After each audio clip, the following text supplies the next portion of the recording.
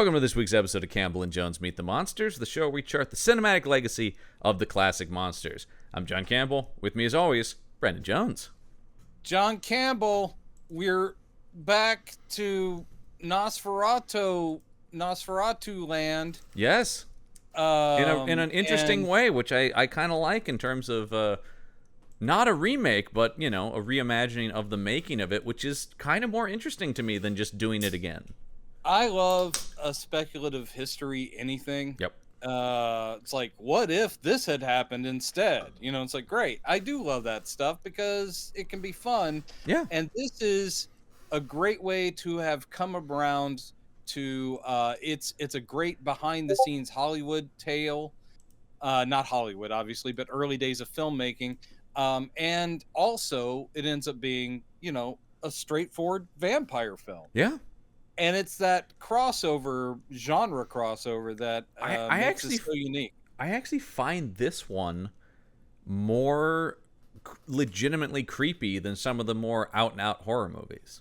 There's this movie is unsettling. It's not scary, it's unsettling. And then the deeper it goes into that, and in some ways, in classic sort of horror fashion, the humans become scarier than the monster himself. Right? That's I think clearly a point they're going that's for. That's a film 101. Who's the real monster here? That's a film 101 analysis right there. But it's like, is it? But I certainly like that it's a horror movie, but it's also a movie about movies, and it's a movie about creative obsession and how it can destroy you and those around you.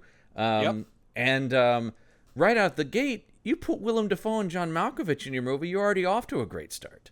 You've already won. Yeah, already I'm like, well, it's starting at an A, so. And one thing that is clearly intentional, and I'm giving the tip of the hat to writer, director, and stars with this. Yeah. Clearly intentional is walking a line of being unsettling, being an actual horror movie, being also a historical flashback kind of based on fact-ish story, but also based on urban legend kind of, right? Well, that too, but also the whole idea of it being a black comedy. Yes, because and primarily that goes to Dafoe, and that is why I think he was nominated for the Oscar for this, because he's amazing. And an interesting fact I see from the IMDb, he is still the only actor ever nominated for playing a vampire. Oh, interesting. And yes, you'd be absolutely correct there. Although that broke my heart that Gary Oldman was not nominated for Bram Stoker's Dracula, which I think is just a fucking crime that proves how invalid the Academy is. But the other crime in that same road is I go, oh, he was nominated for this, and then I look, he's never won an Academy Award, Willem Dafoe, which is just... And that shouldn't be happening. That just, once again, that's sort of an invalidation of... Willem Dafoe, actor who can do anything. We bring that up a lot, and it is true. I like actors that find their pocket. Yep. We've talked about those too. Yeah. It's like, and they should never be afraid to stretch. But hopefully, if they make the misstep, they go, oh, I'll go back to the thing that I do really well. Yeah. I don't think that people should be typecast, but no, and I also don't think. I think something that bothers me a lot too is people think having big range, like a Willem Dafoe, who is great, but that in and of itself is the definition of great acting. It's right. Like, well, that's true. People go like, well, that guy always plays the same part. Like people talk about Clooney that way, and I'm a big Clooney fan, but I'm going, yeah, there's a Clooney type, but within that, Actually, I don't agree. I think Clooney can also do anything, but he is. He bears the curse of being the pretty guy. But he has this, like I'm saying, like it's so interesting where a Danny Ocean and a Michael Clayton are on the surface similar, sort of besuited, smart guys, but totally different things. That's why I love Up in the Air as well, where it's like, oh, he's charming and funny, but he's also sad. I'm saying like there's sort of there's range within that. People go like, that guy just does that. Oh, no, well, they're idiots. But I'll also say thank you for saying the word besuited. That was a good word. That's literally one of my favorite words. I love that word. Besuited is great. By the way, he lost to Benicio del Toro in Traffic, who is great, but that is a much different performance than this.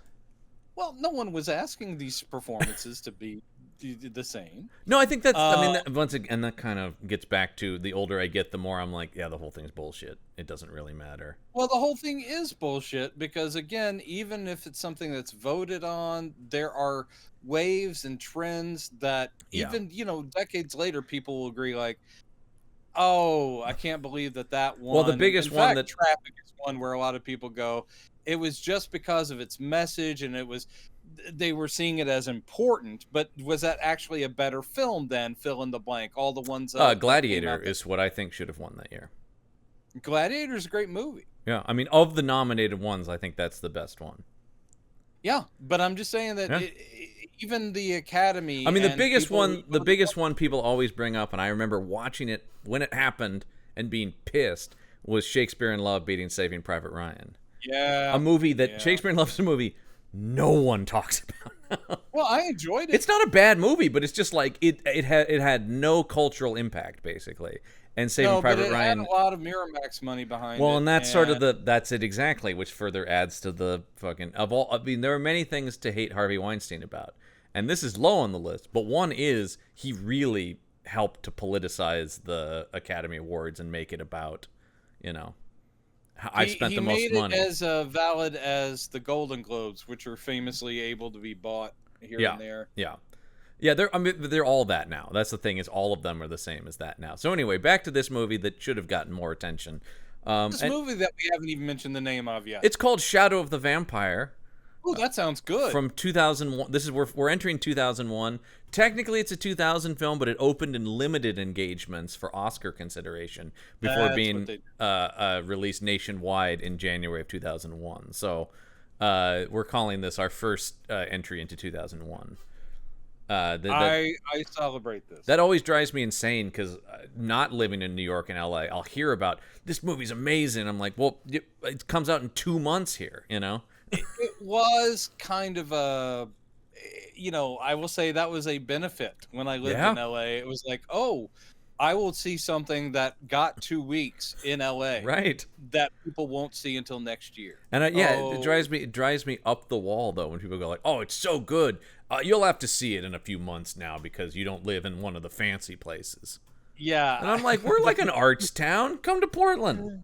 The fancy place. I used to read entertainment. I used to read this. What a goddamn nerd I was. Well, the fact I was psyched about this movie when I was in middle school should tell you the kind of nerd I was. But yes, because I was jazzed when this movie came out. But I used to look at Entertainment Weekly, and they would have the list of the cities movies would do a limit, and I would always just go Portland, Portland, Portland. No. Yep. Every once in a while we'd get one. But then because I was a kid, getting my dad to go to the art house theater did not happen. Yeah, you'd have to take the bus on your own. Yeah, that was a real like, Dad, do you want to go? I mean, got him to go to a couple, and it was like, what the fuck was that? My dad loves a down the middle Hollywood movie. Sure. And there's nothing wrong with that, but he loves genre, 3-act structure. Boom. This movie, I distinctly remember renting and him watching it with me and going, that's kind of weird. I don't think he hated it, but he was like, kind of weird. It is. It's but pretty in weird. A good way. Also, I do want to talk about the person, I think really one of the big people who shepherded this project along was just Nicolas Cage. Yeah, this was because he thought he would be playing the vampire. He did, yeah, well, I mean, I will say he wanted to play the vampire, but once Willem Dafoe expressed interest, they said he stepped away. So, I thought he stepped away for other reasons, but still believed in the project. What it says here is he was keen to do it until Willem Dafoe expressed interest, and then he said, "No, that he should do that." Well, he's right, but I mean, he finally did get. I'm the vampire, and he's great, man. I mean, other than Vampire's Kiss. Yeah, where it's debatable, right? Yeah, exactly. But Willem Dafoe, I read, as I always do, Roger Ebert's review of this movie, who talked just about, he goes, it is so scarily uncanny how much he plays Max Schreck's vampire. I know. To the point where he goes, there were times I'm going, are they inserting real footage? Is this the real guy or is this Dafoe? Yeah. And I'm like, because it's not just, and obviously we don't have voice comparison. Right. We don't have really, even The though physicality, Max man. Schreck has his own Wikipedia entry where you can read all about his life, see him without makeup, do all that stuff. Wait a minute. But Wait. He wasn't a vampire? I am very sorry to let you know. No. No, of course. I remember when this movie came out and I looked up everything about him, and Yeah. But again, he that's not was. what he's I will doing. say, take the makeup off him. He's still pretty creepy looking. Yeah, no, I mean, I think maybe that's why he got the gig. Pal. Do you think that had something to do with it? I think it Yeah. may have something. Yeah, to it do did. I mean, they built on what was already a great foundation for this vampire. Yes, and still to this day, the silent Nosferatu, if you haven't seen it, Yep. it's worth it, and it also, of course, enriches you watching this. Oh a God, lot. yeah. I Oh mean, God, yeah. because even things like Eddie Izzard as I mean, the original. that's the other thing. We started, obviously, you just start with Malkovich and Defoe, but everybody in this is fucking amazing. Everybody's a banger, including Catherine McCormick, who I'm so glad to see that her career just keeps going. And she was recently in Slow Horses, and she was great. Oh, But she didn't have like the big breakthrough career that Braveheart sort of promised. no, but she's just consistently done solid work in good stuff for the most part. Yeah, Like, and you get Carrie Elways, and I mean, it's just it's I a don't. Murderer's Row. Where Is there any everyone's movie good. that is not improved by the presence of Carrie Elways? I just No. every time I see that guy, I'm like, oh yes, I love that guy. And he is a guy perfectly cast for this type of role Yes. and it's same with a lot of his roles, where it is someone charming, sophisticated, smart, but there's always kind of this mischievous thing going on that he does so very well. Yeah. Because here he's just the camera guy, but he's kind of a good time Charlie. He fought in World War I. You can tell he's an ex-aviator, and he's kind of an audience surrogate. Just like, wait a minute, are you saying that? Well, that's crazy. He's doing a lot of that stuff, and it's perfect. And he's doing. I was really sad to see the backstory, as I'm sure you did, on the guy who played Wolfgang. Yeah. Whose face was so familiar to me. Yeah. And then I looked him up. I'm like, yes, I know you from so much. And then I'm sad to see that he died at 58. Yeah. I'm like, oh no, you're great. He's a guy who I often would not maybe not for like a whole movie, but at least upon appearance in a movie, think for half a second was David Thewlis. David Thewlis, or I see that, but I would also occasionally say just because of his facial structure, every now and then I was like, he should have played at some point a brother to like Alan Rickman. Yeah. Yeah, definitely. We're talking about Ronan Vibert, or Vibert, however you pronounce it. Yeah, he was another guy who just, you look at it, just consistently good supporting roles in a ton of stuff. And then, of course, I'm like, oh no, he died early. And then I look, and they still have never said what he died from. Yeah. It just keeps saying short illness. And I hope it was short and painless, because what a way to go. I mean, 2022. He was even in Carnival Row in 2019. He wasn't. He died in 2022. I don't, short illness, COVID, maybe. Oh, it could be. It would be. I mean, I'm not being too nosy. I don't know, but I'm just saying, like, Dracula Untold, which we'll get to. Well, I was gonna say, we also had Carrie Elways, of course, in Bram Stoker's Dracula, so he's back with us. Yep. And Udo Kier, because I don't think you're allowed to make a vampire movie that doesn't have Udo Kier. And here's the funny thing about that. Oh God. I do need to also mention that we have already seen our friend Ronan in Legend of the Mummy. God, Tale of the Mummy. I think we might have talked about him then. If I recall, you can go back and listen to that episode. We focused on Jack Davenport quite a bit because we like him a lot. But I'm sure we also said, God, this guy's better than this, because there were a lot of people. That movie had a strangely good cast, a strangely good cast for a real shit movie. A real piece of shit with a shockingly good cast. But here's a good movie with a great cast. Yes.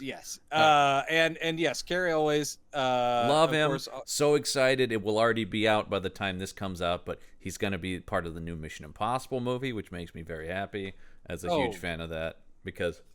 And Brandon, he is besuited in the trailer. Of course he is. Yeah, because I think he's playing some sort of IMF higher up. And what I was going to say about Udo Kier is we saw him in God, remind me of the name of it. Which one? Modern Vampires? Blade? Yeah, Modern Vampires. Yeah. modern vampires, he didn't look so good. It could be the way he was photographed. And then I'm looking at this movie, which was, years later. Yeah. He looks great in this. And don't worry, folks. This is far from the last time we'll talk Oh, about no, him no, no, too. of course not. In fact, I believe it's the guys over at We Hate Movies who I agree with talked about Udo Kier should only be allowed to play vampires. Even if he's not a vampire in something, he's secretly a vampire somehow. He really does fit. Yeah. I mean, he kind of fits the world. And here he isn't playing the vampire. No. And in fact, he is kind of the guy towards the end He that sort is of driving we need to fight and destroy He this thing. weirdly becomes the voice of reason, which is a strange look for Udo Kier. Yes. But when you're up he's great. against two of the creepiest people in the history of film in Malkovich and Defoe, I mean, because both guys who just terrify me the second they walk on screen. Also, I will say, for those who haven't, I've recommended before the TV show Hunters, which I love, in which he plays Adolf Hitler. And I'll watch it one of these days. Udo Kier as old Adolf Hitler is everything. He's so fucking good in it. Yeah. I guess spoilers. Minor spoilers for that show, I suppose. So Hitler is still around? Yeah, he's down in Argentina, and that becomes so they're going full like this. Speculative history. Oh, absolutely. I thought it was quasi based in reality. No, it has nothing to do with reality. Perfect. Now I really want to watch. Actually, I think you'd love it. It's purposely designed around comic book imagery and storytelling. So I think you'd love it. And it's just the hunting and killing of Nazis. It is just 2 seasons as well, so it's a quick. It has a beginning, middle, and end across 2 seasons. So it's also so they did wrap it up. It all comes to one thing. Just it's a real satisfying 3-part or 2-part 3-act story. So well, you've sold me yet again. I should, and it has Al Pacino playing an old Jewish man. I know because he's somehow convinced that we all think he's Jewish, which whatever. Yeah, Shabbat Shalom. All right. Let's talk about this poster, which I love. Oh, well, it's great. It's great, and one thing that it's really good at doing is what this movie is also really good at doing, and this is a big surprise that the director that this didn't. I mean, by choice or not, didn't launch him into the stratosphere. Interesting. Looking at both the director and the writer of this, they're not like big name people. They've both done things, certainly. But I would say if you're going to have your one class production, this is good. But the poster is evoking the time period because it has this great weathered quality to it, and it's just doing this sort of juxtaposition of images of we've got Murnau, who's Malkovich, just big old face. Mm-hmm. And then on the shaded side of his face, you've got Max Schreck vampire Willem Dafoe peeking out, just looking amazing. I mean, their recreation of the makeup, and then of course the building up of it because it's a modern film in color. But you're like, oh man, that is probably what it would look like if it was real, and we're only seeing it through the lens of a 1920s camera. Dude, I was just marveling. I was marveling at those nails, which of course in the original, you look at his hands and you're like going, for 1920s makeup effects, incredible. Jesus, just the hands. And I love but here he's manipulating them, and I do love every time he moves his hands, which he's constantly doing kind of like a spidery motion, you hear the nails clacking against each other. I'm like, oh, that's great. Yeah, that's a great little touch. It is so good, and it is so quietly disturbing. Yeah. As everything in his performance is. He is just like, oh, and it really is one of the most, and I understand what I'm saying, but like one of the most quote unquote realistic vampire movies, right? In terms of like, oh yeah, this is probably what a vampire would be like in terms of he's not he's not a Dracula, right? He's just this sad, wrinkled, lonely dude who has power but is not ultra powerful. It's what is such a treat, and I'm sure Willem Dafoe's sitting there going like, oh yes, thank you. What's such a treat about that character, as I assume for the actor as well as the audience, there's so many shades to it because he is creepy and powerful, but like you're saying, is he's incredibly old and bereft and mourning for what he used to be able to do. I mean, it's almost like he's literally an old man who can't get it up anymore in That's a weird very way. much what it is, right? Yeah, he's in mourning for his own existence prematurely. And he also can be very wryly funny and incredibly horrifying. So he gets all those shades. Yeah. It's just like what a treat. Because Murnau is so obsessed. Malkovich is amazing. Yeah. But Murnau is God. so obsessed, he is kind of one note. Yeah, You I know, mean, it's we get to see him afraid sometimes. We get to see him regretful. And it's we a- get to see him stoned. We get to see him in all various things. But mainly, he is just this driven, creator. yeah. It makes me watching this makes me sad that you talk about a guy whose career Malkovich is almost exclusively over in action shelf movies now. Really sad. Yes. Really, he does. But then he gets. I mean, someone digs him up to put him in something like Space Force or something where it's so like goddamn let's just- funny. let's just remind ourselves how great he is. I know that's the thing and he's certainly a guy who's capable of that, right? Because he is such a character actor that that he can just show up and be amazing in something for a couple scenes. And I think also, I mean, when he's in these action shelf movies, I think he's working a day and probably getting paid a ton. So Well, I mean, can't. it is the same with Cusack, where you're like going, that guy is amazing. Yeah. And shouldn't be doing that. But if it's something that helps him get through, and make sure he's got his house payments or whatever, go ahead, do you. Yeah. But make sure, Hollywood, that you don't forget that person's around. Well, that's kind of the problem is once those guys do a couple of those, they go like, I guess that's just what they do now. Don't even call them. Yeah. And that's stupid. The other thing, we can also thank Mr. Cage for the Malkovich casting because they had done Con Air together, and he was like, hey, I've got this script. I think you might be really good in this. Yeah. And John Malkovich does not like to talk about Con Air, apparently, but which is a bummer. He's great in it. I know he's like, that was a paycheck gig. And I'm like, yeah, but you're still fucking amazing. I don't and part of the think reason that movie's so fun is his performance. I don't think it's in keeping with him from what we know of him. Right. To sit there and go, man, that was a blast. I had a great time. I think he has to always hold himself above the crap he's but done. he has one of the greatest one-liners in the history of film.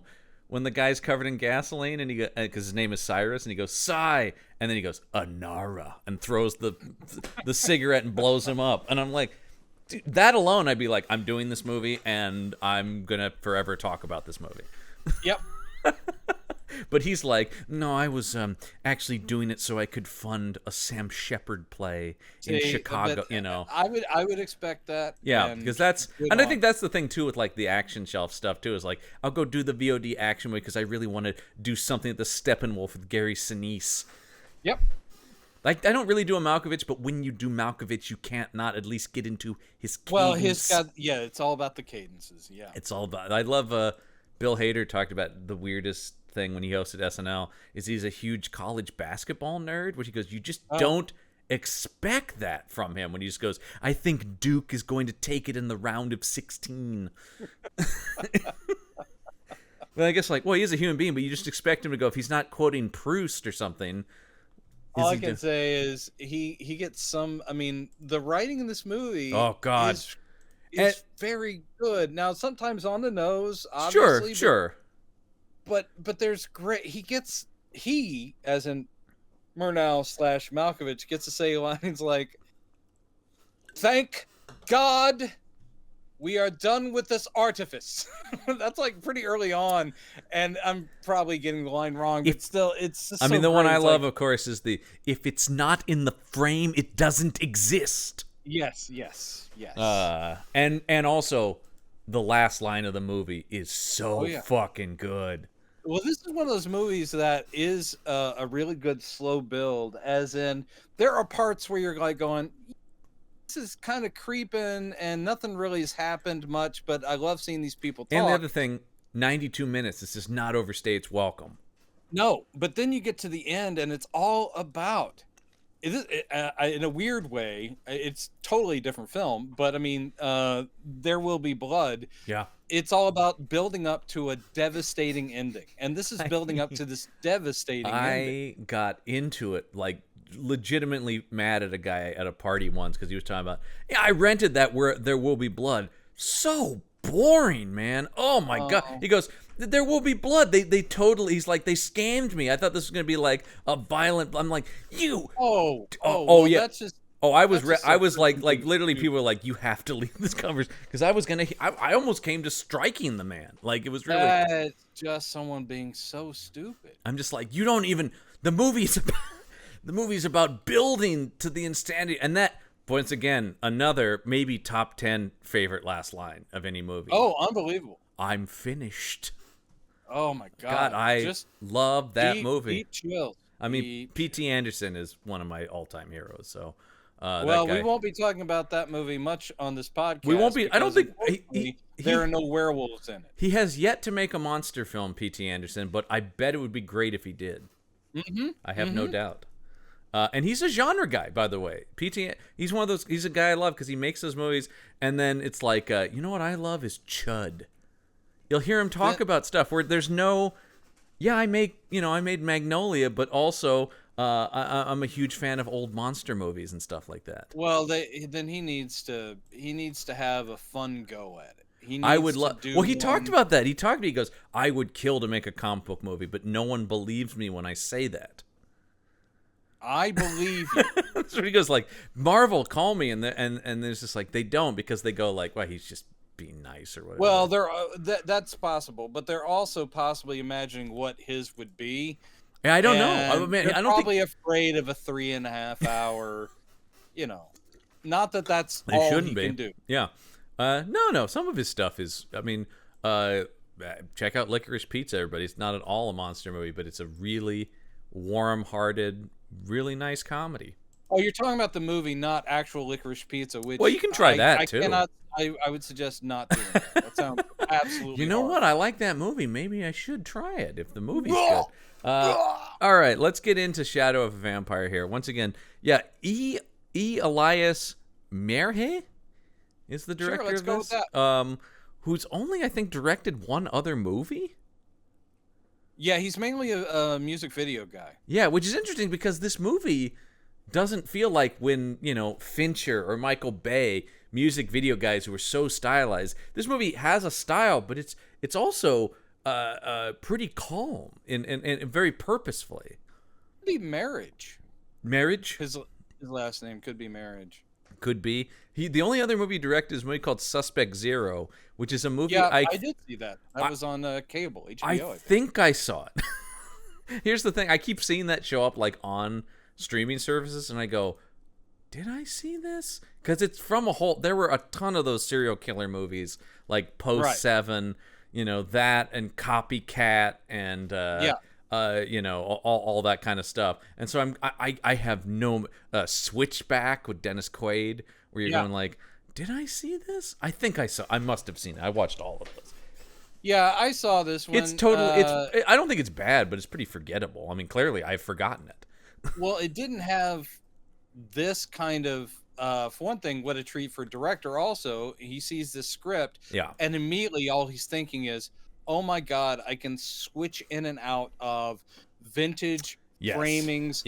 Use old lenses. I can do all these swipes between color, black and white." He must have just been like a toy box where he's like, I'm going to use some of the old techniques, just like Murnau. He had a great cast in Suspect Zero, though, too. Ben Kingsley, Carrie-Anne Moss, Aaron Eckhart. There is nothing wrong with that cast. No, I think and maybe that was sort of a thing where he had some heat on him from this. He goes and does like a studio movie and then is like, I'm speculating. But I mean, that does happen. People go like, actually, maybe I don't really want to be in like the big film game. Yeah, and it is quite possible he's like going, I like the music video. And then the guy who wrote this, Stephen Katz, is primarily a TV writer, though some good TV. He worked on The Nick, the Steven Soderbergh show. Very good show.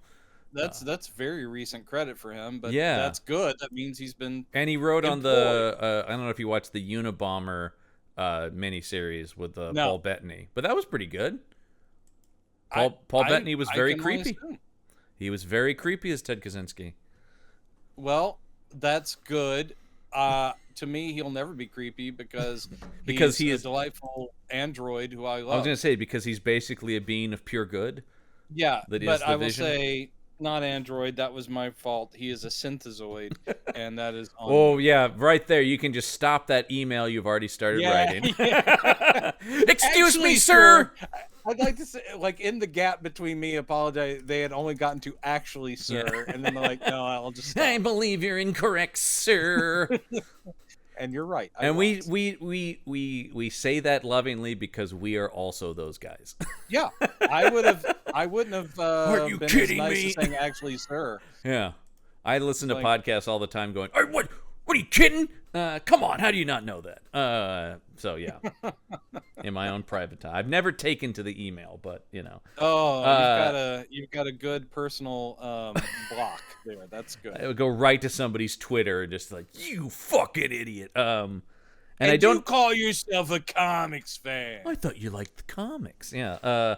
My one I don't like opening title sequences for the most part, and this one is very long and nothing happens. I will agree. I get what they're going for, which is just sort of Art Deco scene setting, or Art Nouveau, I guess I should say.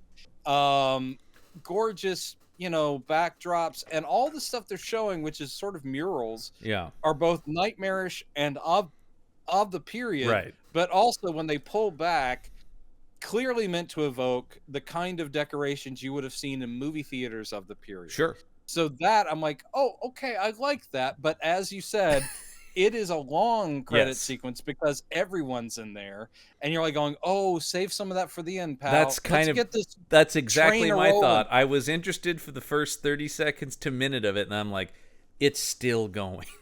How is this? By the way, that's the other thing we should mention. We watched this on YouTube because this movie is actually pretty hard to find in the U.S.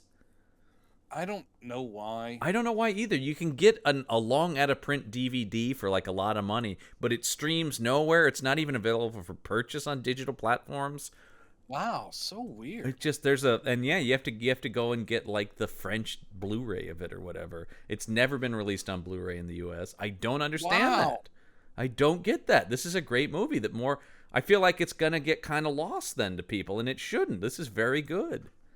But we did luck out because it's in its entirety on YouTube. And in high def, and most of the comments I was like just going, "Oh, thank you so much for thank God you posted. I've been wanting to watch this again or whatever." It was people like us going, "Oh, yes, I need to watch this again." And this movie should be remembered. We literally have to for our job. Yeah, we have to actually. Yeah, but this is one of the few weeks where I'm like, what a pleasure. I watched this from end to end last night and went, God, that was good. At the end, I went, that's really good, man. And that does not happen often. Okay, so we open on, I do like the way they use the historical slates to give it this sense of realism, right? Like, F.W. Murnau tries to, they talk about having been refused the rights to the novel Dracula, he has created his own vampire story, which I mean, it's just like he changed some names, but it's the same fucking story. Yeah, I was like that. Murnau was just like, whatever, I'll just do the plot anyway.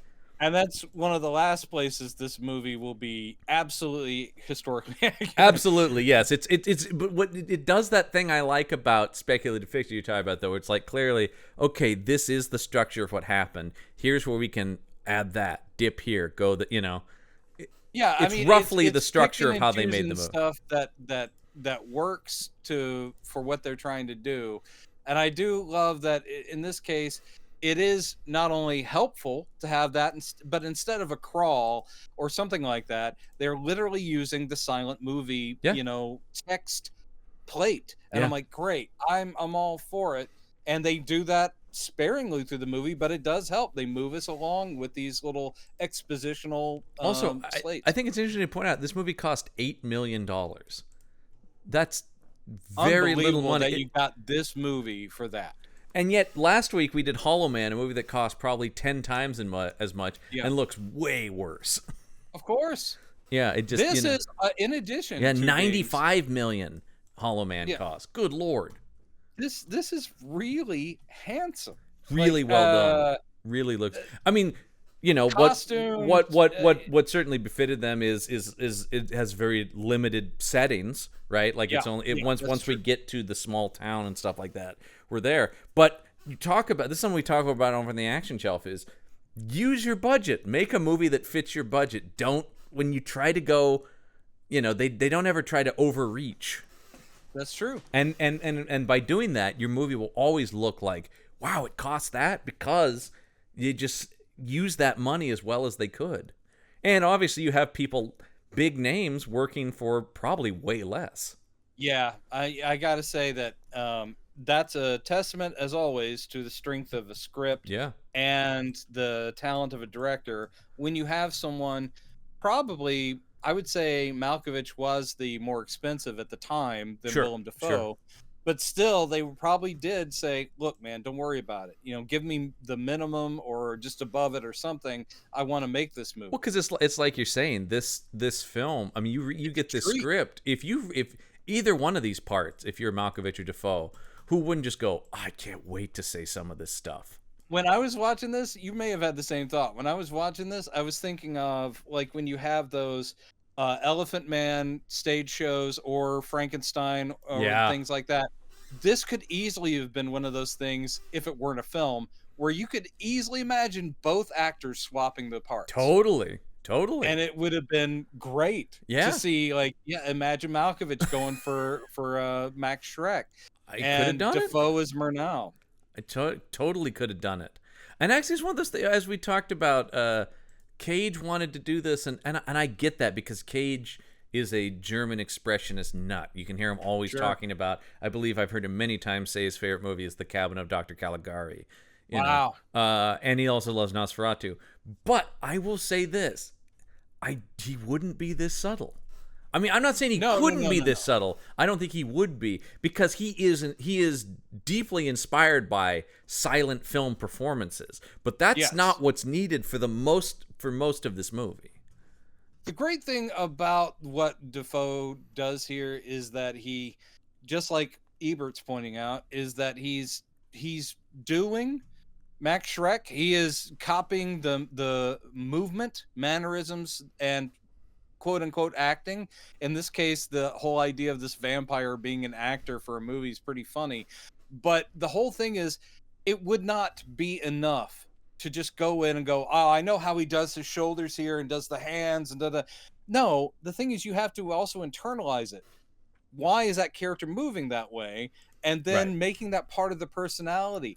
And every time he's doing the big eyes, and I guarantee that, our boy Nicolas Cage would have been doing the eyes and doing all that stuff. Well, Nicolas Cage is doing the eyes. I mean, in Vampire's Kiss has doing it all over Vampire's Kiss. Overt Nosferatu, Easter eggs in it. But the thing here is, why he's doing it. That is truly what this vampire moves like and thinks like and acts like.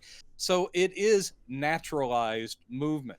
So even though you've got Murnau off camera going like, no, clutch at your chest, do this, I need to get this scene. Every single scene of him directing, I just found riveting. Watching, and also, whatever, if I ever get the chance to direct something again, I'm putting on those fucking goggles. Because that is just the coolest way to direct. You go like, and action, and you put on the mad scientist glasses. Well, I thought, at least in my brain, I thought the reason those are there is not just because it looks cool. I thought that back in the day, early days of film, the lighting they had to use was so intense. I think that is. But here in this movie, they're not really representing that. No. So in other words, you do see them working with lights, but you don't see them being like those enormous freaking Klieg like spotlight kind of things, which is why they would have to pop on their but it also adds to that's real to the time period, but it does add this mad scientist quality to it does. Murnau. Also, another thing we can thank this movie for that I see here on the IMDb trivia, because he saw this movie, Sam Raimi cast Willem Dafoe as Green Goblin.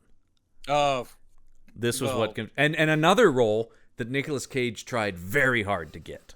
Really? So, I didn't know that. Cage really wanted to be Green Goblin. Desperately pursued that role. And is there a comic book film ever? I think That's tried it to get in. exactly. Although it's interesting, he has said, "I don't think I'm made for the MCU." Dude, he would be a good Mr. Sinister. Sure, but I just think it's interesting. He just goes like, what did he say? He goes, "I don't need Marvel. I'm my own genre." Nicolas Cage. Oh, okay. Well, yeah, that's.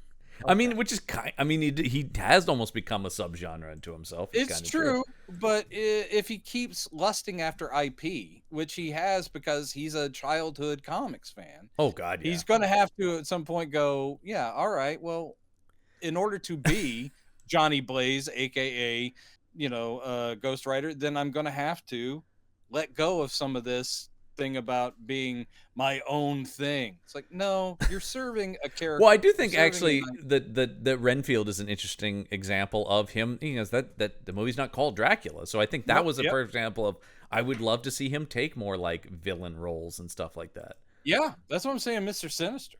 I would love to see him as Mr. The guy who wants to be Mr. Sinister is Bryan Cranston, though. Bryan Cranston is pushing for Mr. Sinister? Anytime they ask him, he goes, "I'd really love to be Mr. Sinister. I think that's who I'd be great as." I wonder why. That's so interesting. Because anytime I they come love up, Bryan Cranston, every time they come up and characters. go like, "Would you want to be in a comic movie?" He goes, "Yeah," and I would specifically like to play Mr. Sinister. He would have been, though too young at this point. He's too young. That's right. Sometimes people are too young. He would have been a great Thunderbolt Ross replacement. Sure. Had they not gone with Harrison Ford. Sure. Because I could see him doing that. He's got a good military guy face. Yeah, but we get Harrison Ford, which would be incredible, and may have already come out by the time you're listening to this. If it was, what'd you think? Yeah, let us know what you thought of a movie we haven't seen. So we have Murnau. We start on him directing this scene, and we're starting to feel this tension between him and his leading lady, which is Catherine McCormick playing Greta Schroeder. Yeah. And there's some this is good screenwriting because there's a lot of implied history between these two, and it's all done in this scene, but it's not too much like back when we dated. It's more like, well, you used to care a lot about what I did in life or whatever, Yeah, and also we get the impression they share another secret, which we'll find out is they're both kind of into heroin. Yeah, or God damn it, he's taking laudanum later. Yeah. He shoots himself up with that, and you're like, Jesus. And then she's got morphine. Like, I like they're just like, oh no, we're on to medical grade shit. Yeah. And but again, they're not explicitly making that clear at this point. But you that's see all it. good. You see it a little bit when you get to that cut to the sort of fancy party. There is, I think you just see somebody filling up a syringe, but you don't actually see anyone inject it yet. But it's part of the party atmosphere. So you don't even see that it's him that's right. doing It's just sort of part of like, and that's a good setting as well for this party atmosphere of 20s, German art people. Well, and stuff like that. 20s Berlin. The whole that stuff was the Weimar era. That was naughty times pre-Nazi rise. So that was. What the kind of parties they're showing, which is also kind of the setting of like cabaret. Yep. It's all this kind of like, Weimar Republic decadence. And so somewhere, it's ladies dress as men dress as ladies, and boys becoming men becoming wolves. Spooky, and scary. Yeah. It's basically a werewolf bar mitzvah is what we're watching for. The thing I thought about this because I'm watching it now is I'm going like, oh man, this is all the subtlety that Babylon lacked. Babylon would have turned this one scene is 45 minutes of that movie. I did, as I said, gave it a few minutes and then gave up. I watched all 3 hours. There's some great parts.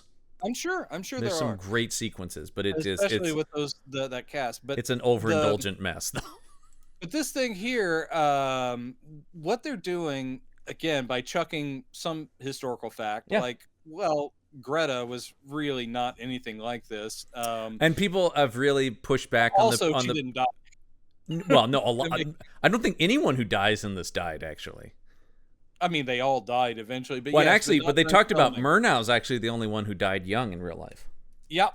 That was a car accident or something? He was in his 50s, which is a huge bummer because the guy was a genius, obviously. He was a freaking genius. And I recommend going and watching any documentary or archival thing about him because he really, a lot of, the future of film is defined in what he was doing. He was Yep. inventing a lot of what we know as movies. But the thing, people have pushed back on his portrayal in this, going, actually, he was a very calm and Yes, soulful guy he who was a very pleasant and who sensitive guy who treated his actors well. and We're was like, kind of yeah, known as being unusual in that era for not being a tyrant and stuff like that. And but other, this is the writer going, look, in order to tell my story, I'm going to bend history. I think And also, the history's being bent in the fact that he is filming this. He's filming his Dracula movie, his Nosferatu. He's filming it kind of in sequential order. So, in other words, there's yeah. this whole setup because of what they're trying to get to. No one has seen this Max Shrek. They don't know. They're talking about, well, what's his makeup going to That's look what's like? He's like, happening at this don't party. worry. Yeah. He's a character actor. He's very odd. You let him do what he does. You will And it's the call whole him thing of, Count Orlok. He will never appear outside of the makeup. yes. He's establishing. And what I like about this is we both know this is turning into a vampire movie, but initially you're going, especially if you're watching it now, you're like, oh, fuck, one of these method guys, right? Yeah, exactly. Well, I think that's the thing, too, is like, I think you have license to portray historical people differently than they were the second you put a vampire in your movie. Like, Yeah, I think at that point, does separate you from reality enough to kind of go nuts.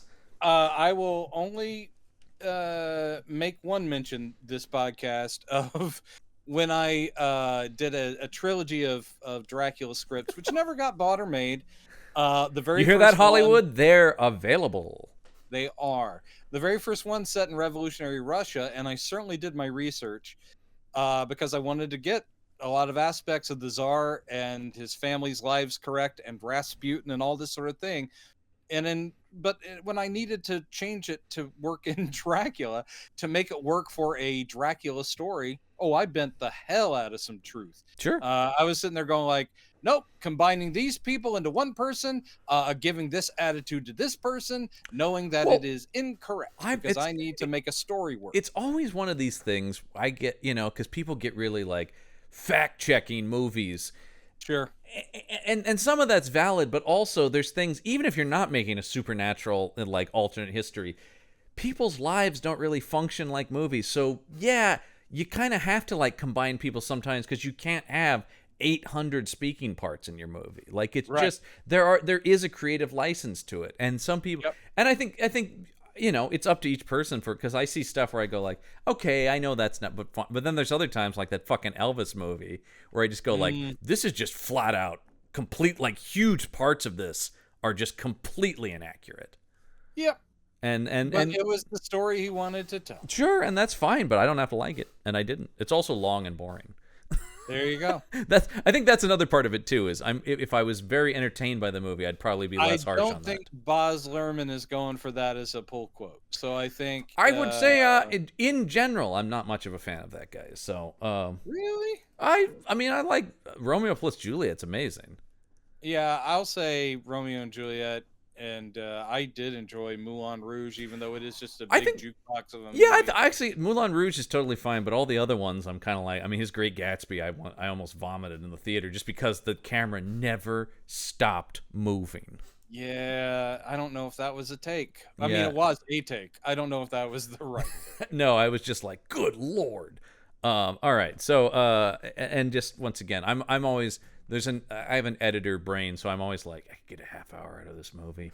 And so that very much felt that way about Elvis. This movie, though, thumbs up from that perspective. Like I said, 92 minutes, hell yeah. That's what I'm looking. This movie does not overstay its welcome at all. It is really well paced, even though it's slow burning in places, you're saying.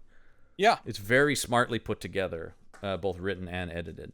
Yeah, so, in fact, I'm looking at the making of Nosferatu, and of course, it's the exact opposite, as in most cases, where they shot the exteriors and then went into the studio. Here, they've shot all the interiors in the studio, and then they're going to shoot the exteriors. Yeah. And some of the interiors, which they will... I love the thing where it's like, yeah, we have to build the ship in his castle. Right, exactly. They, in order, again, to make it work for this story where they're dealing with an actual vampire, is him sitting there going like, they're like, yeah, then we're going to go back to this, we're going to go back to Berlin and shoot this, and he goes, I will not sail. It's all this sort of thing about, oh, all right, so they have to work around this eccentric actor slash vampire, and so they have to build a ship there on the castle grounds. So that's not what really happened, clearly, but No. we'll take it because again, it's for the sake of this Yeah, looking particular at the story. story of the real Nosferatu here, of course, I did not remember. As I said, he just changed the name, which of course led to the studio was actually bankrupted by the lawsuit Yeah, from the Stoker estate, because you did infringe on copyright. Murnau's a genius, but the guy, you can't just go. He has a different name, but it's basically the exact same thing. it is. He goes, wait, don't. But I put rats in it and the plague. That's not in the book. I didn't And know was like this going, though, that part of the settlement had all the prints of the movie destroyed, yeah, but only one leaked out, and that's what we're still watching copies of that print. yeah. That's pretty amazing. Yeah. We almost It is lost pretty completely amazing. We almost lost this entirely. this Because of that cinematic loss. masterpiece, man. I mean, that would have been a loss to the world of film. Meanwhile, Stephen King is sitting there going, "God damn, I wish that had happened between me and and Kubrick." He's sitting there going, "Oh man, if I could have had every print of The Shining destroyed." Yeah, I think I've mentioned that before about my take on The Shining is all of King's problems totally valid. Doesn't make that movie not brilliant. Right. But he's out. No, you're dead on, Steven. But it's sort of like, but the movie's really fucking good. So I don't Yep. know, man. I don't know what to tell you. Okay, so yeah, they're on their way to, where are they going here? They're going to, Oh, I can't remember the names of the little places. where they're going. It's Yeah. because oh man. Anyway, they're going to this small German town, right? Yeah, Out because into the at country one to point, shoot the exteriors of the movie. at one point when it sinks in and they're discovering that it's an actual vampire in their movie, they do go, Murnau is known for this. This is the thing. It's like, you need a castle, he shoots at a ruined Right. castle. You need villagers, he goes to a village and shoots real villages. This is what he Oh, does. they're not actually. They go to Czechoslovakia here, according to the plot description. Yes. Yeah, Well, so- I mean, but he still goes, yeah, he goes, they need the Carpathians, he shoots in the Carpathians. Right. Because the Carpathians do reach out of Transylvania and Romania. They go into Czechoslovakia. And you get as this well. when they're traveling. I love the little press conference they give that Udo Kier gives when they're going like, "Yes, we're going there," and the press is going like, "Man, is this, this thing's ballooning in budget and stuff like that, right?" And Udo Kier, Yeah. who's the producer, is going, "Oh, well, Murnau is making a brilliant work, and you're all going to." And I think this is where Malkovich is talking about the science of memory, and which I love. Dude, I'm a sucker for all that stuff, like grandiose talk about cinema and stuff like that. Sure. Our battle, our struggle is to create art. Our weapon is the moving picture. I will say, you're putting more of a German I am accent putting more of into a it German accent on it. than Malkovich, Malkovich does a little. There's some a little. It's here and and there. actually, I think across the board, I like that everybody sort of, because Elway's has a little bit too. Elway's actually is really committed, though and there are different kinds of German accents, but his is almost, it's well done, but it's almost cartoonish, like, yeah, it's good, and then we'll go over here. He does have some You're like, jawohls okay. in there. Yeah. And then of course Udo, And there are times, because of the teeth and his really good accent, that Willem Dafoe, you're like, oh, maybe I should put subtitles on, because it sometimes is so a little hard to understand. yeah, and then obviously Udo Kier is actually German, but I think everybody else so is. that worked out. That worked out for him, yeah. He also said he just showed up on set and they were like, I don't understand, we didn't hire you. He goes, no, this is a vampire movie. I have to be in it. I cannot wait You to. clearly did not read the Yeah. international agreement that was reached. Yeah, I have to. I just got off the set of Blade. Now I have to be in Shadow of the Vampire. I cannot wait to talk about his performance in Dracula 3000 when we get there. Well, I can't either, simply because I have no idea what to expect. I've seen it. I have never seen it either. I just know it's Dracula on a spaceship, and Mike my Gergoni loves it. Oh my! I'm not saying either one of those gives me reason for excitement. And he's also Neither of the two things you just mentioned Oh Lead me to no, believe. no. There's a strong Venn diagram of where Grigoni and I overlap on our likes, and then there's Yeah. some polar opposites on stuff too. Yeah. Yeah. I mean, just go back and listen to our episode a couple weeks ago about Dracula 2000. Yep. Yep. Yeah, and when we get to Dracula Untold, don't even, man, that's gonna be nuts. We'll also talk I about. always kind of wonder. It's like, are you being ironic right now? Oh, I And it know. turns I out, think no, Dracula. there's genuine I love. think Dracula 2000 is a little bit ironic. He's a little bit playing devil's advocate. Dracula Okay. Untold. I remember going to that in the theater with him, and he was in love with that movie. Finally, like he was like, finally, this is what I've been waiting for. Oh wow. Yeah. Well, I mean, it is an origin story, which Dracula deserves. He loves but that. Yeah. that is not what I wanted from a Dracula. No, I was severely disappointed in it. Which I guess spoilers when we get to that episode on our opinions, but. Man, you're just giving all the gold So away. as they're traveling, I do like they open up this like wagon of stuff, and they find this bottle, and it's like, what is this? And it's Eddie Izzard who goes, I think it's blood. Yeah, he goes, "What is this blood?" And they're like, "That crazy character actor." Yeah, and so he's talking to who is his cinematographer at this point, Wolfgang. Yeah, this is the actor that we mentioned before who had the Ronan sad- Vibert. Yeah, and he's very good in this. He's very good. And this is a difficult part. He has a lot of the like early like, ooh, something creepy's going on. A lot of that is well, in there's relation also to the him. implication that he is being not turned into a Renfield, but he's the guy I think is the earliest victim. Yeah. Because he's clearly being fed on throughout, Yes. and so he's getting sicker and sicker that's until it's like, And well, so he's gone. he has this whole arc of every time that guy's around, you're like, something wrong with that guy. Something's wrong with this whole shoot. Yeah, exactly. Things are out of control. Because we'll get to that. There's a great scene with him and Eddie Izzard when they're at the inn, and it's just like, Jesus Christ. Yeah, But yeah. he's there going like, well, I got to see the sets so I can figure out how to light them. And Murnau's just like, yeah. You'll get there. Just we'll figure it out. And he's like, well, dude, that's not how we normally work. And then he goes, this scene also calls for a bunch of extras. Where are we getting there? He goes, well, look around. Look at all these people in this town. They're going to be in the movie. And I love Eddie Izzard. Who's number one, always great. Always great in everything. He is. Always great. And the thing with him, I forget that every time, and that's unfair to him. It is. I forget how good he is until I watch him in something, and I'm like, "You're always good." You know what? You know what's kind of it's a weird thing. He's such a great fucking stand-up comedian that I sometimes forget that he's also a really good actor. Career. Yeah, and that's the thing. It's like I love his stand-up so much. I'm like, oh wait, you're like a real actor too, though. Yeah, but he also never did like a full court press where he shoved himself down our throats, Which is cinematically.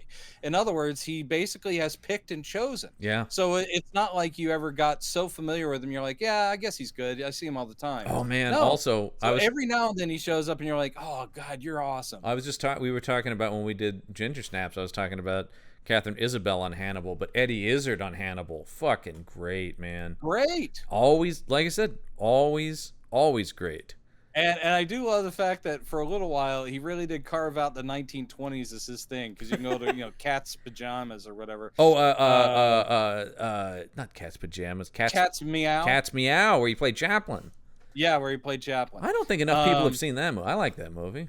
I like it. I mean, again, speculative history. Yeah. What really happened on that cruise? You got a great Dunst performance in that, who I always feel like, maybe now, but for a while, I feel like she was always kind of underappreciated when she was in the Spider-Man stuff, Yeah, well, she also grew up on screen where we're used to her being like the ingenue cutie, and then we're like, oh wait, are you now a fully grown adult that can be more shaded? Oh, we didn't think that was going to happen. I know that's the thing, but like that season 2 Fargo performance of hers, I think she's just unbelievable, incredible in. So Eddie Izzard is here, but I like when he has this line where he goes, "I'm just going to use the people as the extras," and Eddie Izzard just goes, "But they're not actors." Yeah. And Murnau responds, he goes, "They don't have to act." Yeah, they just have to be. I just like the idea of I'm going to use these real people as extras, and the actor being like, "But they're not part of this profession." Another thing I really love is that these are tropes and characters that we've seen a million times when you do movies about the making of film, television, or stage. the big actors, the overproud, whatever, the star divas. But the thing is, I love that this still fits, but it's for 1921, where we know that the style of acting now we laugh at. But I Yes. mean, Yes. that kind of silent film acting is this weird pantomime stuff that feels completely unnatural to us now. But you have to know that the people like this German actor who played the Jonathan Harker type Yeah. character probably was walking around going like, I am the only one taking this seriously. Meanwhile, the incredibly thick eyeliner and the big expressions and all that stuff, and you're like, Well, and yeah, it's also I guess that was it's an acting. interesting time in film history too, that you have Greta being like, "Why, I don't want to go away. I have to go do plays," which are the more legitimate thing at this That point. is legitimate. Yeah. And Malkovich is even going like, "Why would you want to be in a play when you could be in a movie?" Well, and that's perfectly tied into the whole theme where he's like going, "Don't you understand? This is going to make you immortal." Yeah. And it's a whole thing about immortality, about the extended life, and they can't see that film is offering immortality. Yeah, I mean that's the thing, is like this script, man, really very smart and really layered and all that kind of Yep. stuff. They so yes, they're on their way out there, and everybody's like, I don't know, man, Murnau seems like he's, and I think this is where uh Udo Kier has that thing about like, well, when he goes to the car, that's Murnau, man. He's all about the authenticity, right? Mhm. So, because everybody's kind of going like, well, I don't really know what I'm supposed to be doing. And so, yeah, this is where, so they're like, all right, we're all going to stay at the inn. And everybody at the inn is weird. Yeah, they are, but again, that's they're copying the weird sort of outsider perspective that Dracula does as well, Yes. where these are village people, these are small town provincial types with superstitions and religious faith that they lean on. So these are outsiders sitting going, "Oh, look at these superstitious idiots." Right. But these people know vampires exist in this movie. They're aware that this evil is real. And here So they're not starting immediately from a like dear no, no, God, yeah, what, no. but it's, careful where you go, sort of the classic. It's more just like they're just sort of standoffish and a little strange, and everybody's Yeah, kind of going like, what is up? They're not very hospitable, right, for right. them And I staying in do the inn. like the part where it's like they've dressed the inside of like the inn or something for a scene they're shooting, Yes. and the lady's like going, "You took down all the crosses," and they're like, "Well, they didn't really fit in the frame. It wasn't." Yeah. And she's like going, "You have to put those back up." It is sort of like it's again a very typical What is Hollywood thing the of like, yeah, we just move in, we do what we want because we're making movies, Yeah. and the people are like, "Could you please not fuck with our way of living?" Yeah, it Could is you very like, not? and that is the case. Certainly I've been on film sets where it's like, give that guy some money and he'll go away. Yeah, yeah. What is the? I don't. I think he says when she walks into the scene, interrupts the take. Isn't it Murnau? I think goes, "There's a peasant in my shot." Does he So does. good. Yeah. I'm sorry. Uh, There's a peasant in my shot. Which so all this stuff, once again, if it's just Malkovich is the perfect guy. Other actors would seem silly saying a lot of this stuff, but he sells Malkovich it. was born to be superior and arrogant. Yes. And I mean, I've of course I've seen the Of Mice and Men. Which is, I've and he's seen that great. too. He's amazing. He can do anything. Yeah. But there's again a sweet spot where he'll come on, and Dangerous Liaisons is Yeah. one of the first things that really blew that Yeah. guy into the stratosphere. I mean, And tailor it's made for that. because tailor-made, where it's like that guy, the smartest guy in the room, has no patience for people not as smart as him, and you're Well, like, oh, love it. I mean, something like I'm a huge fan of In the Line of Fire, and that is a studio thriller, and he fucking gets an Academy Award nomination as the villain in a Clint Eastwood action movie because he's that fucking good in it. And are you sad like I am that he never played Lex Luthor? Yes. Yeah. I mean, you talk about a guy who was just born for it. He's already bald, number one, Yeah, and that's it right. is that exact. He just reads intelligence and yes, an arrogance to the. I think that's the thing that Bill Hader's reacting to when he's talking about you love college basketball. Aren't you above that? Like that's your perception of him. That and that of course That's a that commoner's no one activity. should be summed up like that. No, But but it's it is like absolutely that is the true. persona if you've just seen him on film. Anyone who listens to the Action Shelf knows Listman and I frequently do impressions of him from Rounders. With Where he's his, doing his his Russian. crazy. We just Yeah. love when he goes, I call. Yeah. I call. An accent that I've seen people say is wildly inaccurate. I don't care. He's great. Well, he's created a character. Yeah, that's what I mean. Yeah, that's sort And of the thing where it's like, I don't care if it's an accurate Russian accent. He is that guy. yeah. And maybe other Russians make fun of him Yeah, exactly. I mean, for the way he talks. you're a little much. And then he kills them. Yeah. But He's so you're fucking good in that movie. The thing is, he's endlessly engaging. He is, and so is Defoe, and that makes this. On film, I'm totally fine watching him order towels out of a catalog. Thank you to being John Malkovich. Oh, you want to talk about an art house movie I dragged my dad to that he was like, "What did I just see? This is completely insane." That's not. It was almost to a level of completely entertaining, but almost to a level of that's not okay. Like I just want him to go like, you can't. Wow. Yeah. Anytime Charlie Kaufman has a new movie, he goes, "Oh, I guess you liked it. You and the Kaufman guy." Wow. Yeah, because I adaptation. don't think the man is always a winner out of the gate, but I want him to keep He's always doing interesting. whatever pops in And his he's head always because he's so interesting, original. even if he's not a winner out of the gate.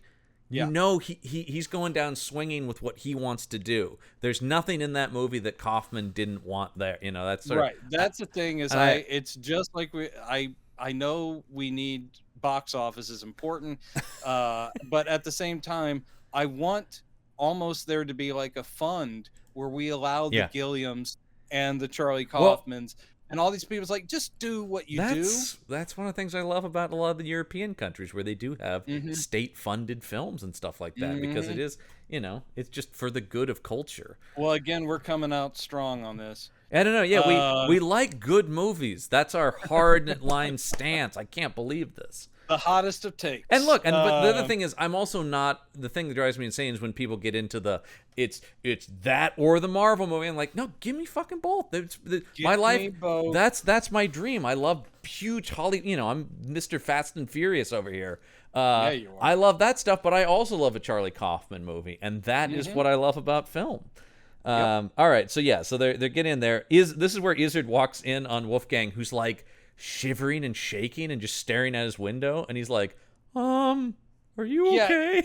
His window's open, and clearly it's a cold night, but not that cold. Yeah. And so he's and he doesn't even really turn.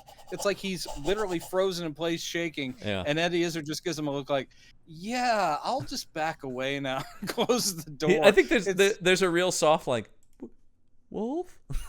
Yeah, Wolf? All right. And then it's just like, okay, all right. So I love that scene because that's once again, I like all the slow burn stuff in this movie. You're like, ooh, something weird's going on, and Defoe doesn't show up in this thing until like 35 minutes in. I mean, and obviously, clearly, this is intentional, and it works really well. Because when they do it, it's exactly what you're hoping for, which is give us that dramatic, kick-ass reveal. We get it. And I'm happy. That's where we are now at this dramatic kick-ass reveal. I want him walking out of shadows, and guess what he does? He walks out of the shadows. Yes, there's this scene at the entrance to the castle, and it's Eddie Izzard approaching the castle, and Murnau being directed by Murnau is like, okay, it's a darkness like you've never seen before. You're hesitant, but you're here to do your job. You check your case to make sure you've got everything with you. Now you head in, and then it starts. We slowly see Defoe in the darkness, and it's this thing where Murnau is prompting him forward, and you're starting to go like, oh, he's not acting anymore. He's legit scared. Yeah. It's like cue the Count. And the Count comes in, just like he does, of course, in Nosferatu. And with the full, like, hands on his chest, like, just sort of still. He's not... And he's got his little, like... I love that little... rich man's cap. Oh, I love that, like, nighttime, old-timey rich guy nightcap. I love it. And then he's like, he does all the stuff from the movie. So Eddie Izzard... He does the physicalization of the I bid you welcome, basically. Yep. And Eddie Izzard's already freaking out and actually looking back at Murnau. And Murnau goes, "Don't look back here." Don't. He goes, "Just follow him. Follow him I into will the say, castle." I'm a little jealous of the silent film guys when you could just direct somebody like that and just go, now Oh, yeah. this, now that. And I know there Yeah. are still some people who will do that. I've heard. Especially if you know you're going to ADR later or something Yeah, like that. I It's think like, Coppola's a guy look to who your will just right. say Oh, stuff. what's that on the table? Yeah, Oh, I you don't do forgot about that because I. letter. But I also hate ADR. So. Oh yeah, because it doesn't. Because it really doesn't work. work, that well. and you almost always know. Yep. Yeah. I got one. They just have anecdotes this week, but when I was in film school, there was a guy who told me he goes, I'm not even recording sound because I'll just ADR. He goes, it's great. I don't have to think about it when I'm putting the shots together. I can just do whatever I want. And then we saw his movie. And somebody goes, I'm sorry, was this shot in a foreign language and redubbed? I don't. There are directors that prefer to do that. I am not a fan. No, because it always is. It's always even if the lip movement. Coppola for a long time. Yeah, that's the guy I was thinking of. I mean, you want the flip of that, then you've got your buddy over there doing Altman's basically recording everything. Everyone is mic'd all the time, and always recording all the time. Yeah, I want Walla. I want background constantly living. Sound. And that's the thing I was gonna say about the ADR, and even if you can match the lip movement, it always sounds fake. It's too perfect. It sounds like it's in a studio. Well, it sounds flat. Yeah, I mean, there's sometimes they can, do it. I just watched this most recent Succession. Let's date this episode. Not quite done with season 4, but the whole thing of beautiful of cousin Greg talking to this sound editor guy in a studio, going, he has to say this, and they're like going, well, we have this archival footage, but that's a tall order. We can't just. He's like, yeah, you can. You're Mr. Clickety Clack. I love you make this happen. God damn. He has to say this. Nicholas Braun as cousin Greg is amazing, but just his whole thing about you have to do it. You just got to do it. In trouble. Or else I'll get in trouble. Is amazing. Or I'll get in trouble. Yeah. God damn, Nicholas Braun, man, a fucking amazing actor. Mm-hmm. So they filmed this scene, and then it's like, no, nobody talk to him because they go, oh, should I go get the count? No, just leave him there, let him be. Don't talk to him. Nobody approach him. Yeah, the whole thing is like, well, it's time to break for lunch or whatever. It's like, or we're going back to the inn. Is he following? It's like, no, he stays here. Yeah. He stays here. Leave him alone. I love jumping forward a little bit in the movie. I love later when they do find the coffin he's been sleeping in, and they are going like, so what? The guy sleeps in a coffin. Big deal. Yeah. I think that's Elwes who's like, actors Elwes are weird. Is sort of he goes along with it, but he's still not really willing to believe it till very late in the game. He still is just going like, I don't know. He's just some kind of weird actor, man. Some sort of weird actor. He does this stuff. And I will say, we spend a lot of time with actors. They're pretty nuts by and large. Sure. At least on some level, it's a spectrum. But the stuff about actors being nuts is based in fact, I think, quite a bit. Well, let's not mention Jared Leto. Oh, I just did. Oh, what am I doing?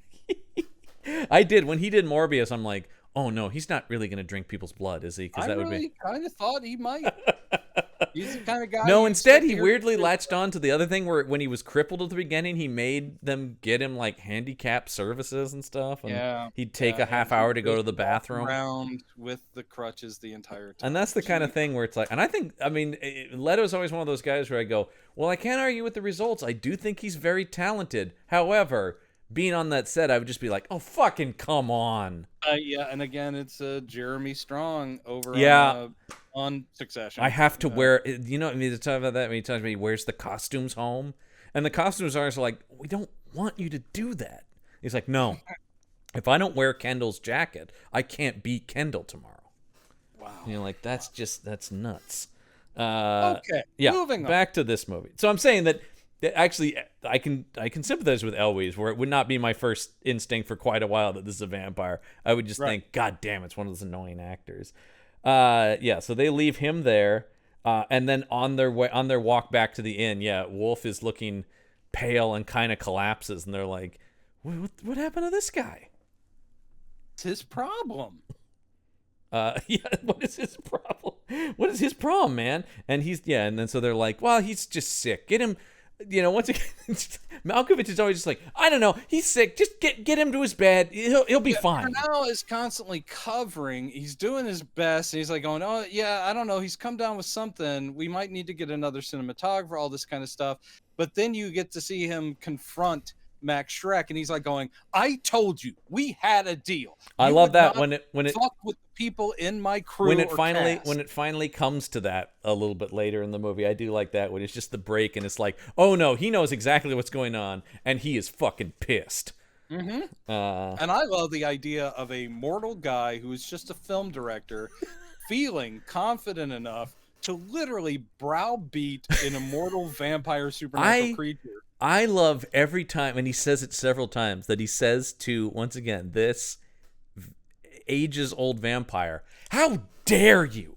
Yeah, how fucking dare you? Like, it's just... And it is kind of like the frog and scorpion thing. It's like, look, what do you expect? Yeah. A vampire's got a vampire. He is almost going like, I thought you were a professional, sir. Yeah. And the whole thing, it is very sad. We will get to what he really wants. Yeah. And it is just pathetic.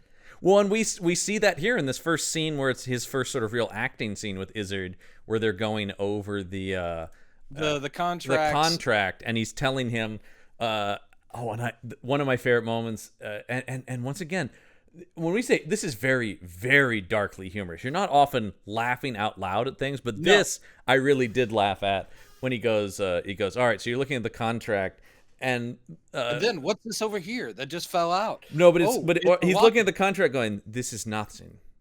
Yeah. He goes, like, well, no, just you have to pretend it's what is it supposed to be? Because this says nothing. Like, just the idea of he's so, I don't understand. It's like, no, you have to, it's the Ian McKellen thing, right? Where it's like, you have to imagine you are a wizard. Yeah, exactly. He's like, okay, but it should say on there what you're saying it does say. It's like, no, you just make believe. I think that's when you've got also another great Izzard reaction of like, oh God, this guy, like, Jesus Christ. Yeah.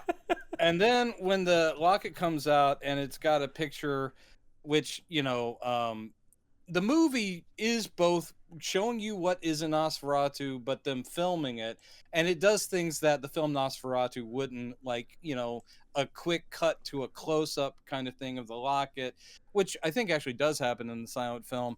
But here, it's almost like Murnau's like going, now move in on this. It's like, no, that would have been done separate. But anyway, so the vampire's looking at the picture of the actress Greta, who will play the character Maria or whatever they changed Mina's name to. Yeah.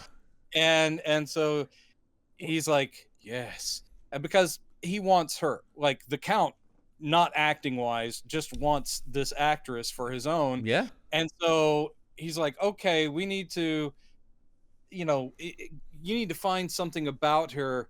It's like, we need to see that emotion. So we need you to do a sort of cutaway of what it is about her that is attracting you. And he's just like going, she has a very nice bosom. And I love this where they go, all right, Jesus Christ. And Murrow's like, no, keep it going. And then later he goes, that'll be a fun little Easter egg for the lip readers. Yeah, he goes, that'll be a fun little treat for the lip readers. It's like, I don't know, man. And once again, it's Izzard doing where he's like, oh, what, we're improvising now? Almost like, are you kidding me? It's so very good stuff. This movie is, this is funny. I like it's sort of like funny and then it's not, like it rides this really interesting tone. It walks that line. It is sad and it's creepy as fuck and all these things. And occasionally I'm laughing. Occasionally it's just, they're going to a place where you're like going, that's great. Yeah. And of course, all the dialogue that Murnau has at the end, which you got to know that screenwriter is sitting there going, yeah, he's cracking his knuckles going, I'm digging into this. Yeah. And it's soliloquy-esque and it's gorgeous. Oh. And it's in the same movie as this gag about she has very nice bosoms. It's like, yeah, that's just a writer going like, I know where to put this stuff. And when we get to that ending scene, it has all the impact because the director gets it, the actors get it, and the writer really delivered. Oh, what a treat. It's almost like all the pieces involved in a film can come together to make it good. What? All these podcasts I do have just broken me on like just clearing the bar on normal filmmaking has become impressive. Also, you get in the scene where the woman goes to put makeup on him, and Murnau's like, no makeup. Yeah. And at one point, even Shrek even goes, I would like some makeup. He's like, no, you don't get any. Yeah, it's great. I like that the Count's like going, I don't know, maybe that might help. Let's do a little bit of something to bring out my cheekbones. Yeah. I will say also the makeup in this movie, which you mentioned before. It was not Defoe was nominated and the makeup was nominated. Was the other nomination it got? Just like, I mean, in a similar way, because creating a makeup that is taking an actor, we know their face, and turning them into another iconic face. Because I was about to say Ed Wood. Yeah. The whole thing of turning Martin Landau, who has a very distinctive face, into an elderly Bela Lugosi worked very, very well. Very well. Even though they have drastically different shaped heads. And here we have Willem Dafoe, who's not a dead ringer for Max Schreck. No. But you put this makeup on him, and he is fucking Max Schreck Nosferatu's Count Orlok. The other one that always comes to mind for me is Looper, turning Joseph Gordon-Levitt into Bruce Willis. They got very close. And that was where they called a makeup guy and said, I want to turn Joseph Gordon-Levitt into Bruce Willis. And the guy just went, you can't do that. Yeah, I think that nose was the trickiest thing, but they did a pretty great job. And a lot of that is also on Levitt, who I know like studied interviews with him and stuff like that to try, because also manipulating them. That's also key, and that's where Defoe also does it here. It isn't all the physicality. Yeah, you still have to act. The makeup gets you to this point. Same thing with Landau, who's amazing in that movie. Oh my god! It's still and finding a way to do that without it just being a straight up impression. Now, as we talked about here, he doesn't have the voice to contend with. That's where Landau really had, because everybody's Dracula impression is Lugosi. So how do you do that and make him still a real person? And I mean, I love that movie. Ed Wood's just one of my favorite movies. Me too. I'm surprised this didn't get more awards attention, because Hollywood loves movies about movies. Very true. But they also hate horror movies. So that might be the Academy does not like genre fare. You know what the Academy can do? Shove it? Yeah, I was going to say suck it, but they can do either one. Yeah, shove it or suck it. Your choice, Academy. Your choice, Academy. All right, so let's see. The Shrek is... Oh, okay, so this is the scene after this when Murnau finally confronts him, because he brings him a bottle of blood, and he's just like... once again, more great dialogue where he just goes, my thirst have ebbed and flowed over the decades. Yeah. And it's like, because he's like, what? No rat tonight? Yeah, because we actually did earlier see him fed a rat before we kind of got the big reveal. So basically, this deal has been struck between Murnau and this vampire, where the vampire will act in his movie as long as, he's taken care of. So they have been feeding him blood and rats. And also, they have promised him the actress, Greta. Yeah. Basically, we're going to give you this woman that you're lusting after. And he's like, okay. So that's kind of the deal. But it is the sort of thing where the power dynamic keeps shifting, which I do like a lot. Because, you get all that with that. And then the next day is where they're filming the scene where he cuts himself cutting the bread. Eddie Izzard, which is a great scene, because he's like, and you're cutting the bread. You're cutting the bread. You keep looking back. Oh, your thumb. Yeah. And he actually does cut his thumb. Well, because he does. He goes, you're cutting, and you slice your thumb. And he's like, no, shit. And Eddie Izzard goes, that knife was razor sharp. Yeah. And then, of course, because it's real blood, the Count can't control himself, so he attacks Eddie Izzard. And Murnau has to, grab him off of him and throw him to the ground. Yeah. And once again, it's just like, you fucking psychopath. So good. Because once again, Izzard isn't going, this guy's a vampire. He just thinks this guy, and he's he literally, an insane actor. And I think it's Udo Kier later who goes like, okay, this guy is method, but at what point is he actually going to hurt someone? Still not jumping to he's a supernatural creature, but going, I think this might just be an out of control maniac. Yeah. Because it seems like he really believes it. And then you get this great scene because everybody leaves. And Max Schreck firing up the projector when he's Oh looking at the God. footage of the sun. Yeah, one thing is Oh. someone earlier, I can't remember which character, they're like, "Okay, so you believe you're the character of a vampire. So what is it you really miss?" And he goes, "Well, I haven't seen the sun Mm-hmm. in a long time." And they're like, "Oh, that's a typical answer. It's like good vampire answer. All right." So again, they're This guy laughing. knows But about then vampires. yeah, but then you see him on his own looking into the projector and watching the actual scene from Murnau's Yeah. film, because that's actual footage Yeah. of the sunrise that you see in the silent film. And it's not ham-fisted. He's not crying or anything, but it is this thing where it's just like the mournful loss and Well, I love it's the turn. He's cranking, because the hand crank projector, and yeah, he's watching on the wall, and then at a certain point he moves, and then he's projecting it right into his eye. yeah. So It's good. it's good. It's all just Defoe, man. There's no dialogue. It's beautifully Nope. done. So yeah, the finally though, Wolf is fallen, like, I don't know if he's comatose or whatever, but he's just not functional anymore. He's so sick. Yeah, he's pretty just done. And so they're like, all right, well, we got to get a new. I love all this stuff about, like, well, couldn't the AD operate? And like, are you kidding? He's not trained to operate the camera. What, you got to Yeah. be nuts. And so Murnau says he'll take Wolf back to Berlin and Yeah, and go of course get. he chastises the count. He's like going, "Thanks to you, Yeah. I now have to go back to Berlin, find a new cameraman, and make sure that Wolf is taken care of." He goes, "You keep breaking our deal. God damn it. You keep fucking with the Well, and that's the crew." thing where he goes, if you so much as touch anybody while I'm gone, and I like that because he goes like, I don't think we need the writer anymore. Oh, it's so good. And of course, that is one of the oldest jokes in Yeah. filmmaking. Who gives a shit about the writer? He's the least necessary. But it is still done, and they both play it well. Yeah. Because he's being the vampire again with the hands, and he just goes, "I don't believe that the writer is necessary." And Murnau's like, Yeah. "Okay, well, you have kind of a point there." Yeah. It's like a good comic beat where he's like going, "Yeah, but he look, also, don't." but he does, don't do it. And then I like where he's just like, all right, fine. You want to go ahead and eat the writer. See what happens. Yeah. And I love this. He goes, you think that I don't know ways to hurt you? And maybe my favorite line of those, he goes, even I don't know how to hurt me. Yeah. Oh, great. that's good. That's just good vampire dialogue. That's good vampire. Even I've dialogue. never found a way to hurt me.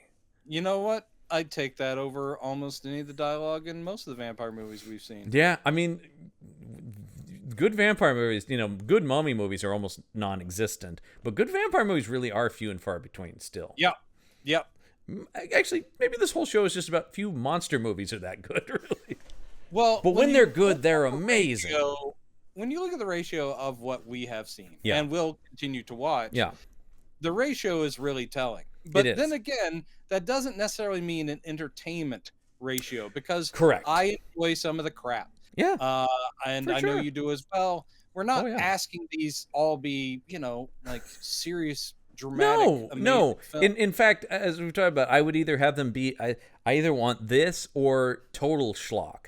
It's the ones that are low budget and poorly made, but aspiring to be art that really pissed me off. That believe that it's good enough. Yeah, those are ones the where people just aren't trying. It's the same thing over on Action Shelf. We either want things to be really good or spectacularly silly. Like those are the options. There you go. Yeah, we always talk about that. It needs to be one of those. The ones in between are death. So he goes back to Berlin to find a new. This is also, I think, before he goes back. He does also. Oh, this is because this happens while he's gone. He's like, and by the way, I won't get on that ship. Yeah. And it's just like, you got to get on the ship. That's part of the movie. Yeah. And I like, this is a good one too, because this is where he threatens to go, all right, if you won't get on that ship, I will shoot all your scenes with a stand-in. That's right, buddy. I will take you out of this picture. I will just have a look-alike. Yeah. You have any idea? I can call up another Max Shrek like that. I mean, that's classic Hollywood stuff too, where it's like, you are replaceable, buddy. Yeah. All the same kind of arguments you'd make with some sort of weird diva-ish actor he's making. I had a directing teacher in college who told me, if anyone gives you trouble, just remind them they're all replaceable. Nice. I was like, but I was also going, you understand this is the theater department in college. They're not. They're it. Yeah, the people I have are the only people here. I don't know who. That's an empty threat. This is the pool that I have to work with. I have the 8 people who are in this class. Like, tell them, man, any day, one of you can. And also, they would probably go, yeah, we're not making any money, so sure, take me out of the plot. Yep, there's that too. Yeah. Anyway, but I do just like what the comedy of threatening a vampire with, I will take you out of this movie, pal. But they compromise because they build that. They ship compromise. right He agrees to film the ship stuff separately, but the interiors, and that's while he's gone, they're building this massive ship set. Yeah. On and his castle. Also, while he's gone, is this where we get the great hanging out with the boys yes. scene? Yep. Perhaps my favorite scene in the whole movie, and one of the best acted. This scene is where I think that he got that Oscar nomination. Because this is mid while they're constructing the ship. Right. So you got Udo Kier, who's the producer. You've got the writer, who doesn't know that he's essentially been assigned as food. We haven't talked about him. Aidan Gillet is this actor. He's very good. He's very good, and he's another guy who's in a ton of stuff, like just good character I'm actor. Glad. Lots of BBC stuff. Lots of like BBC detective shows. He's been on pretty much every detective show they have. Oh, was he on? What's that one you always talk about with the cars? Oh, the Sweeney. No, not the Sweeney. I don't know if he goes back far enough to be on. He only goes back to 85. That was like 70s. Yeah. What was that? It was the like. It has some dumb title. It's not Car Police, but it is something like that. Yeah, it's something very on the nose about. And it also lasted seasons and seasons. It lasted like this, like one of those things where you go, I've never heard of it, but they made 250 episodes. Crazy. Yeah, I'll track it down while we talk here. But basically, they're just sitting on stoop. It's like after the day's done, and they're drinking, and then Max Shrek comes by, and they're like, "Hey, Max." Like they want to kind of like, let's just talk to this guy because no one, and he does sit with them, and it's just kind of neat that the vampires are going, "What do you drink?" And they're like, "Oh, we're doing this." He's like, "Man, I haven't had schnapps in a long time," and he's drinking that way. They're like, "Okay, calm down." He has a great moment where he goes, "I haven't had schnapps in a long time." Like he stops himself before he goes like 200 years or what, Well, there's also that part where I think it's with Carrie Elways later, where they're talking about Plato, and there's like, "Oh, so you've read Plato?" And he goes, "Read him. I knew him." Yeah. You're like, how old is this vampire supposed to be? And I like that he always rolls with it. He goes like, "Oh yeah, you get it then." Yeah, he's like, "Oh, okay, you just literally know." By the way, the show you were trying to come up with, or we were trying to come up with, is called Z Cars. Z Cars, yes. And there are 12 seasons consisting of 801 total episodes. And yet, effectively, it doesn't exist because it was on from 62 to 78. 801 episodes, 462 of those are missing. Mm-hmm. So because the BBC, they did not think about it is following the work of the Mobile Uniform Police Unit. Yes. Yeah, Z Cars. Anyway, he did do some of the iconic 90s ones like Chancer and Lovejoy and Touching Evil. Lovejoy, I know that one. Silent Witness, The Bill. Did he do Cracker? I don't know if he didn't seem like he made it onto a Cracker, but certainly The Bill is kind of their Law and Order, other than their actual. What's good Law on and a Order. Cracker? What's that? Cheese. Yeah. But The Bill is kind of the British equivalent of Law and Order. It's been on forever. Chong Chong. Once again, not to be confused with the actual Law and Order UK, which does exist. Oh God. Anyway, I've seen every. So This conversation is yeah. great because they're basically doing the same thing of like, well, okay, so you think you're a vampire? Tell us about this and Yeah, that. and How I love. how'd you get turned into a vampire? He goes, I don't remember it Yeah. anymore. And they're Well, like, oh, okay, well, where were you turned into a vampire? When? He goes, I don't I don't remember. remember. It's just been so long. Yeah. Well, But he does mention that it was a woman. that is what he remembers. He remembers. But I love the whole thing where he goes, and I had a carving of her face and a painting of her face, and then just a memory in my mind. But even that is faded away. I know. Oh, it's good stuff, man. It's Do you get? heavy. By the way, listeners, do you get? We like this movie. Which I'm really happy about. I'm really happy because I have heard you guys. Well, this last run has been up, down, up, down. Yeah, well, the '90s, the '90s were pretty rough. 2000s. Well, we've done 4 movies. We've liked 2 of them. We like Ginger Snaps and we like this. But Hollow Man and Dracula 2000 are both utter garbage. I don't know, man. Dracula 2000. And we'll say what next week's movie is. Megastore I need. We'll say what next week's movies is at the end, but I've never seen it and I don't have high hopes. I'll just leave it at that. Wow. So okay. Yeah, I don't know what it is. yeah. Well, yeah. So yes, they go, okay, how about this? Have you read Dracula? What'd you think about it as a vampire? They actually asked Speaking me, as a vampire, and I do like that he goes, Mel now gave me that book. Yeah. And what I do love is when they go, well, how accurate is it with vampires and vampire life?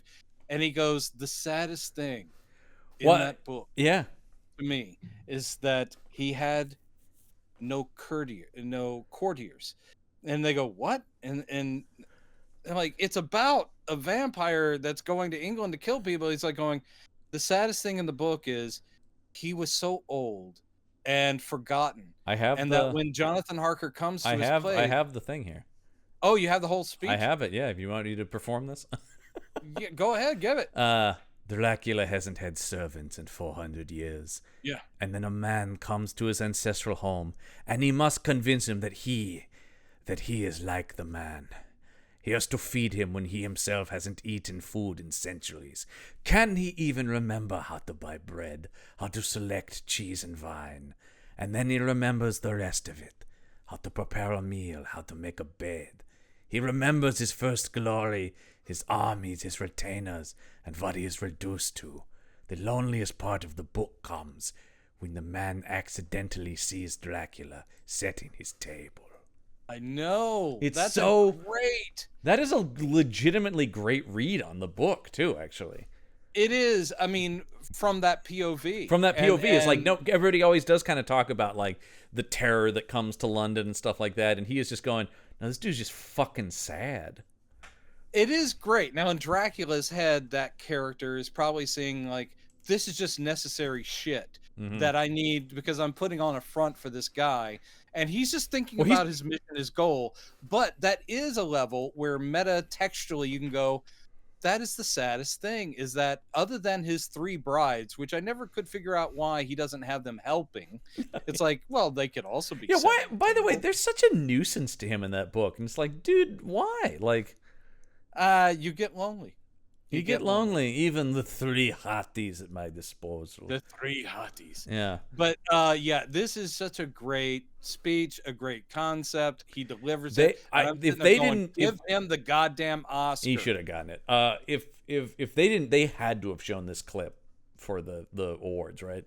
I would have to. I can't imagine they showed. Also, while he's not being in any way threatening to these guys, but he always is the other. In other words, he still seems alien, but he's like, whatever, I'll sit and talk with them. Yeah. And while he's talking to them and talking about his feelings, he does grab a bat. Oh, I love this so much. And just chows down on it. And the 2 drunk guys are like going, Jesus Christ, this guy overcommits. But what I love is it's a real subtle reaction of like, that's fucked up. Like, yeah, and then but I also love that the Count just, like, when he's done, he just continues. He doesn't feel the need to like wipes the blood away and he's like, okay, well, anyway, you seem like a couple of real cool dudes. Yeah, this has been nice. And then he does the whole thing of he grabs the bottle and he's like really hitting it. He goes, wow, this is pretty good. I haven't had this in a long I time. like, I like later in the movie when they talk about when they're coming to the realization he's a vampire, and the I can't remember if it's Udo Kier or the writer. One of them goes, "We saw him eat that bat," and the other guy just responds, "He was drunk." You know, the crazy shit you do when you're all liquored up, man. Sometimes you eat a bat. What are you gonna do? I love it. This movie is great. So Murnau does not. Murnau is still gone, but the new cinematographer. Still gone, but the new cinematographer shows up because he flew himself. Because apparently he's an German pilot. An entrance. Carrie always shows up in this movie and is just a badass.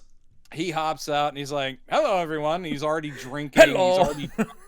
And he's like, "What lens are we using?" "Oh, okay. Well, that's pretty good." "Well, no. I like it. They go, what lens is on it? They go 35mm. He goes, "It wouldn't be my weapon of choice, but it's what we have." You're like, "Oh, I love this guy. I love this guy." He's also eyeing, the script girl. Mm-hmm. It's immediately him going like, "All right, new gig, and who's on set? Ooh. Yep, I might do her. Great." This guy just shows up and he just rules. Like, he's just like, "Yep, I'm here to be awesome." Yeah, he is here to be awesome. No time for pleasantries. He almost is instantly off the plane and going, "Throw that camera up. Let's see what we got." Well, it seems like he is literally flying in as they're setting up a shot, which is pretty amazing. But he's kind of like, "Oh, yep." And it's kind of the guy you want to, like, if you suddenly have to replace a guy, here's a guy who's going to hit the ground running and go, "I've got it. Let's do it." Now, I didn't see any of this. Is any of this true that they changed cinematographers? That I don't know. Yeah, I couldn't. I've been trying to find if that's a real thing. I'm not sure he's even playing a real person, but that's possible that. Yeah, I don't. No, I think Fritz Wagner was real. No, I think he was. Fritz Arno Wagner. Yeah, he was. Interested in cinematography. Oh, he worked with our buddy Karl Freund. He was a contemporary of that, of course, because that was also German Expressionism. Yep. I don't see where they mention worked for prominent directors like Ernst Lubitsch. Yep. But I don't. Well, I mean, that means he was in demand because. Wait a minute. Okay, there was another cinematographer, but it's not this guy. Gunther Krampf, which is about as German as a name exists, is the uncredited Gunther Krampf. Yeah, I don't know what only had one. Oh, that's interesting. They only had one camera available, which this movie definitely shows shooting with more than one. Anyway, this movie's a bunch of bullshit. No. There is a part of me, but so but what is accurate is apparently there were at least at some point another cinematographer on the cat. I will say, there goes the kitty cat. Yep. I will say that I usually have a problem with changing history if the movie is focused on being historically accurate. Yeah, that's what I'm saying. Like, the second you add in the vampire, it gives you a lot of free reign. Not even Titanic do I sit there like going, "Oh, that didn't happen," because it's about Jack and Rose. Yeah, they're on the Titanic, and of course he wanted it to be accurate as much as possible, but he's also trying to shoehorn in these made up characters. So it's not really, I wouldn't hold the faults of history against it. Right. So he comes in, he's getting working.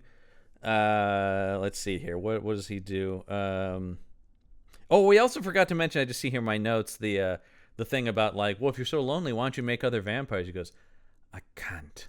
Or maybe I could, but I've forgotten how. Like, maybe I never could." Like, he's unsure about. He's so he's been around so long, and especially if he fucking knew Plato, he's been around so long that he just doesn't remember his own origins. Yeah. Whether, he doesn't remember other than survival. He's down to base survival. This doesn't seem like a world where there's a lot of vampires running around. He's one of very few. Yeah. Almost like the Interview with the Vampire kind of thing, where they're few and far between. Later on, you do have Greta at one point saying he's not in the mirror. Yes. And yet obviously, clearly, he shows up on film because he's in this Well, movie. so I mean, then I guess I thought that too, and I just went, okay, so I guess in this world it's like they don't cast a reflection, but you can film them. Yeah, I mean, again, they're just making up the rules as they go. That's their rules, because I mean, they definitely. It's like the thing about why don't you make other vampires? Well, I can't, and it's Yeah. just like, well, that's this world, That's Yeah. there are things that are true. If this is a real vampire, then like some of the stories are true and some are not. And he Or kind of, Count also kind of is suggesting, I don't remember how, but I am so drawn to Greta. Like, I want her actually to be immortal, and that, she can be the young version of what I used to be, and I am the old version, and we'll be together forever. So it seems he's holding out some hope that, I don't know, he loves Greta or likes Greta so much, her bosom, that he might actually be able to turn her. I And want to that they get will my be together. hands on the boobies. Yes, the boobies that will be with me forever. Yeah, nice. He is just going, if I'm going to take an immortal wife, she better have a sweet rack. They're filming the scene with Shrek in the coffin. Murnau's back now. Yep. And this is where, yes, between takes, this is where Elwes is like, get to know this guy, see what's up. And so the blocking of this is amazing. The way he just kind of casually lies down next to him where he's in the coffin. He's like, so what's your deal, man? Like, Yeah. Well, they just have a chat. yeah. But of course, Because this Count, guy's too cool for school, man. the Count is just his own thing, and it completely throws most people. But I do like the fact that Carrie Elways is just all right. Hey, man, whatever your deal is.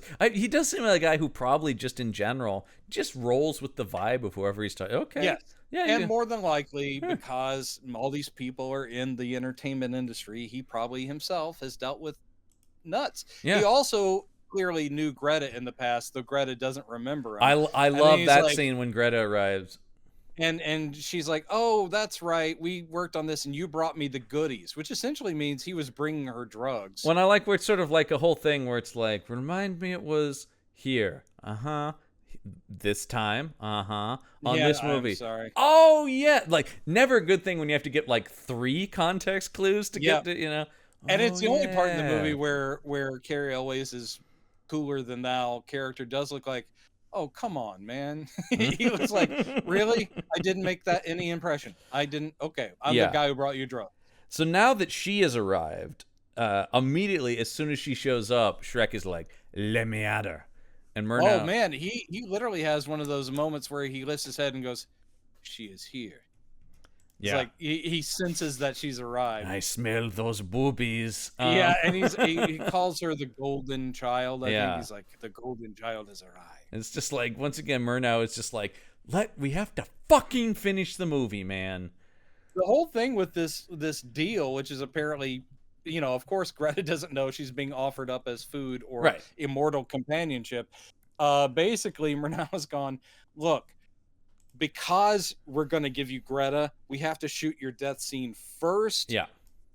Before we do the other stuff, because we know that you're going to just hop on her.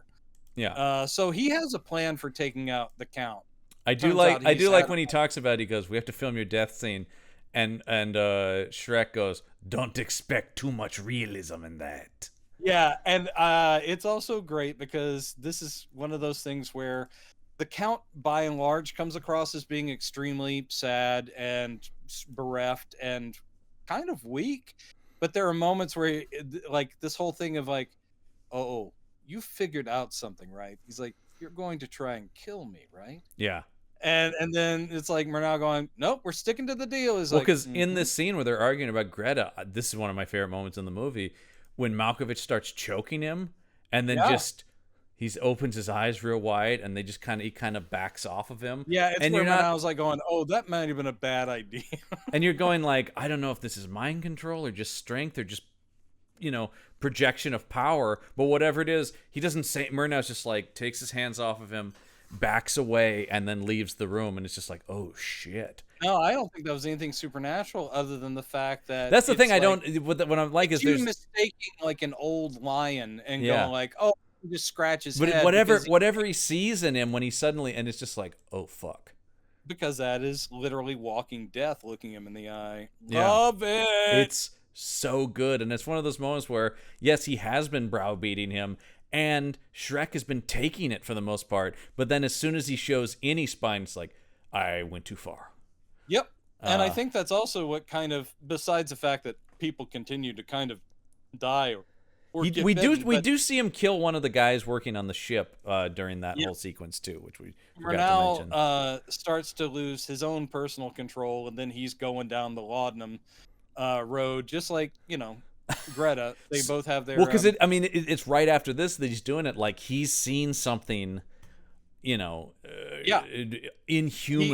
The only way he can cope with it is to drug himself. Yeah, and so you see him shoot up, and we also see where the entire hotel is being disturbed by the either horrifying or orgasmic or maybe both sounds of Greta in her hotel room. Well, Greta has taken a lot of drugs, and apparently it's having a very isn't it morphine that's in the?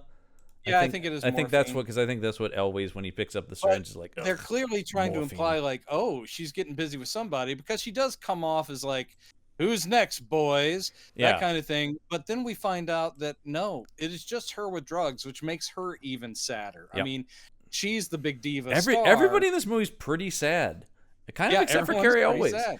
Carrie Elways just kind of rules. She's just tripping, and they're like, oh god.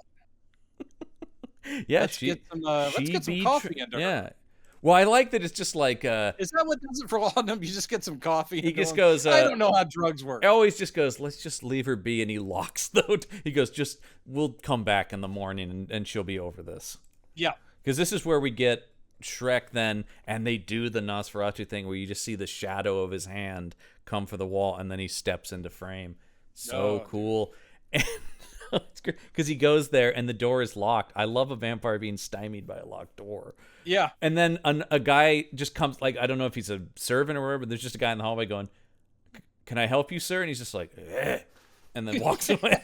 Again, weird little comedy beats. Yeah. And the movie is greatly enriched by them. It is this thing where he is weak and old. He obviously has some power as exerted with Murnau in that scene, but it does feel a little bit like, but he's kind of not going to use it most of the time. Like here, he's not going to, what's the point in killing this guy or whatever? He's just going to be like, and then walk away, Well, I think, the difference between a Dracula fictional character in this film and this guy who we just call the Count, even though we never know what his real name is. He's described, they gave him the name of Matt Shrek, but he is the Count. Right. And of course, people call him Orlok. He's playing Count Orlok, which is the fictional character he's playing. So he may not be royalty or anything. We don't know. Yeah, we don't know nothing about him. Since he's talking about, Dracula and his armies and stuff like that, I'm like, maybe at one point this guy was a ruler. Who knows? But the whole thing with him is the difference being he's been around so long. Dracula had a motivation. He had a plan and he had a drive, even being 400 some odd years old in the book. Here, this guy is literally just surviving, and would have just kept going on. And maybe, as in that line with "I've never even found a way to hurt myself," maybe kind of didn't want to be surviving at some point. Yeah, more than likely. And kind of does give up at the end of the movie, right? Like the last moment of him sort of seems like at least an acceptance of death.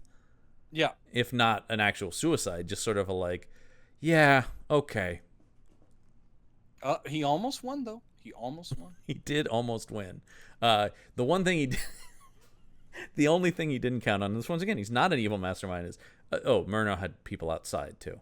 Yeah, that they would be filming so long that other crew members would go, Jesus Christ, they've been in there a while. We should open this door. That's the one thing oh, shit. Never thought of that. That's right. There. Because he's just going, we will be trapped in this room for hours. Oh, wait, there's people outside. Shit. Well, he probably was 2 seconds away from leaping on Murnau and feeding on him, too, or whatever. But yeah, But also, I love his respect for film too. That he's like, Murnau's like, no, we need the shot, and he's like, hey, well, okay, I guess, yeah, you need yeah, the shot. okay, you got to wrap it up. You I need the get it. shot to need the shot. I just, he is the director. So I yeah, love this movie. it's I love so it. good. All right, so so this is where they find, yeah, they bring, I think it's the writer who's the one who's like, everybody come look, I found where he's staying. He's living in this, look, he's got a coffin full of dirt. It's probably from his homeland because he has to sleep in that.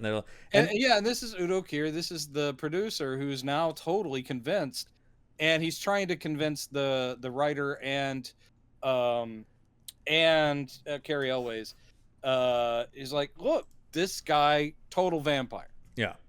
Totes. 100% gotta be, no doubt, vampire. Bona fide vampire. Well, and it's and they're kind of unconvinced of this, but it's when we've kind of jumbled up some of this because this is now when Malkovich is on the laudanum, is when he in his high state finally confesses to them, there is no Max Schreck. I found this guy. And I love this whole thing about, I first saw him in a book when I was in school. I don't know, like, it's vague how exactly he tracked him down, but he's like, I've known of his existence. I don't think it's him specifically. Didn't he say something like that? He says something about how the knowledge that these creatures were still hiding out in this region is something he had known as a kid, and that when he went location scouting for his movie, then he's like, maybe they are still there, and wouldn't it be cool to get an actual vampire in my movie? But I don't think it's specifically this vampire. I don't know, but I mean, maybe when he's saying that, he means that. But whatever the reason is, he went out here looking for the authenticity of a vampire, and he found it, and he's made this devil's bargain with him. It's like, well, what did you offer him? He's like, oh, Gladys Schroeder. Yeah, basically. Like, Jesus, Murnau, come on, man. Are you fucking kidding me? Like, I do just love their disappointment in Friedrich. That was bad. Jesus. You shouldn't have done that. That's not going to go over well. And so, yeah, this is when they're going like, all right, we have to destroy this guy, right? Like, I mean, come on. This guy, we just can't have this guy, man. All right.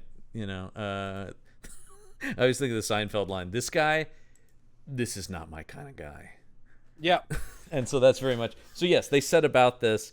And in the studio that they're filming in, they find they can open the rolling door to let the sun in. Right. But so, we also see that Max Schreck knows this is the case. Yes.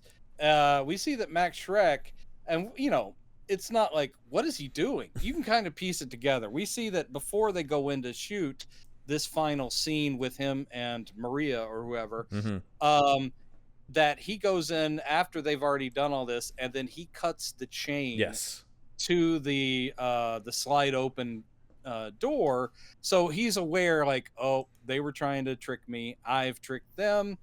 And then for once the vampire has the upper hand. He literally does do a take to the camera. Like, that's the only false note in the entire performance. They thought they got the better of me. You and I know, but they don't know.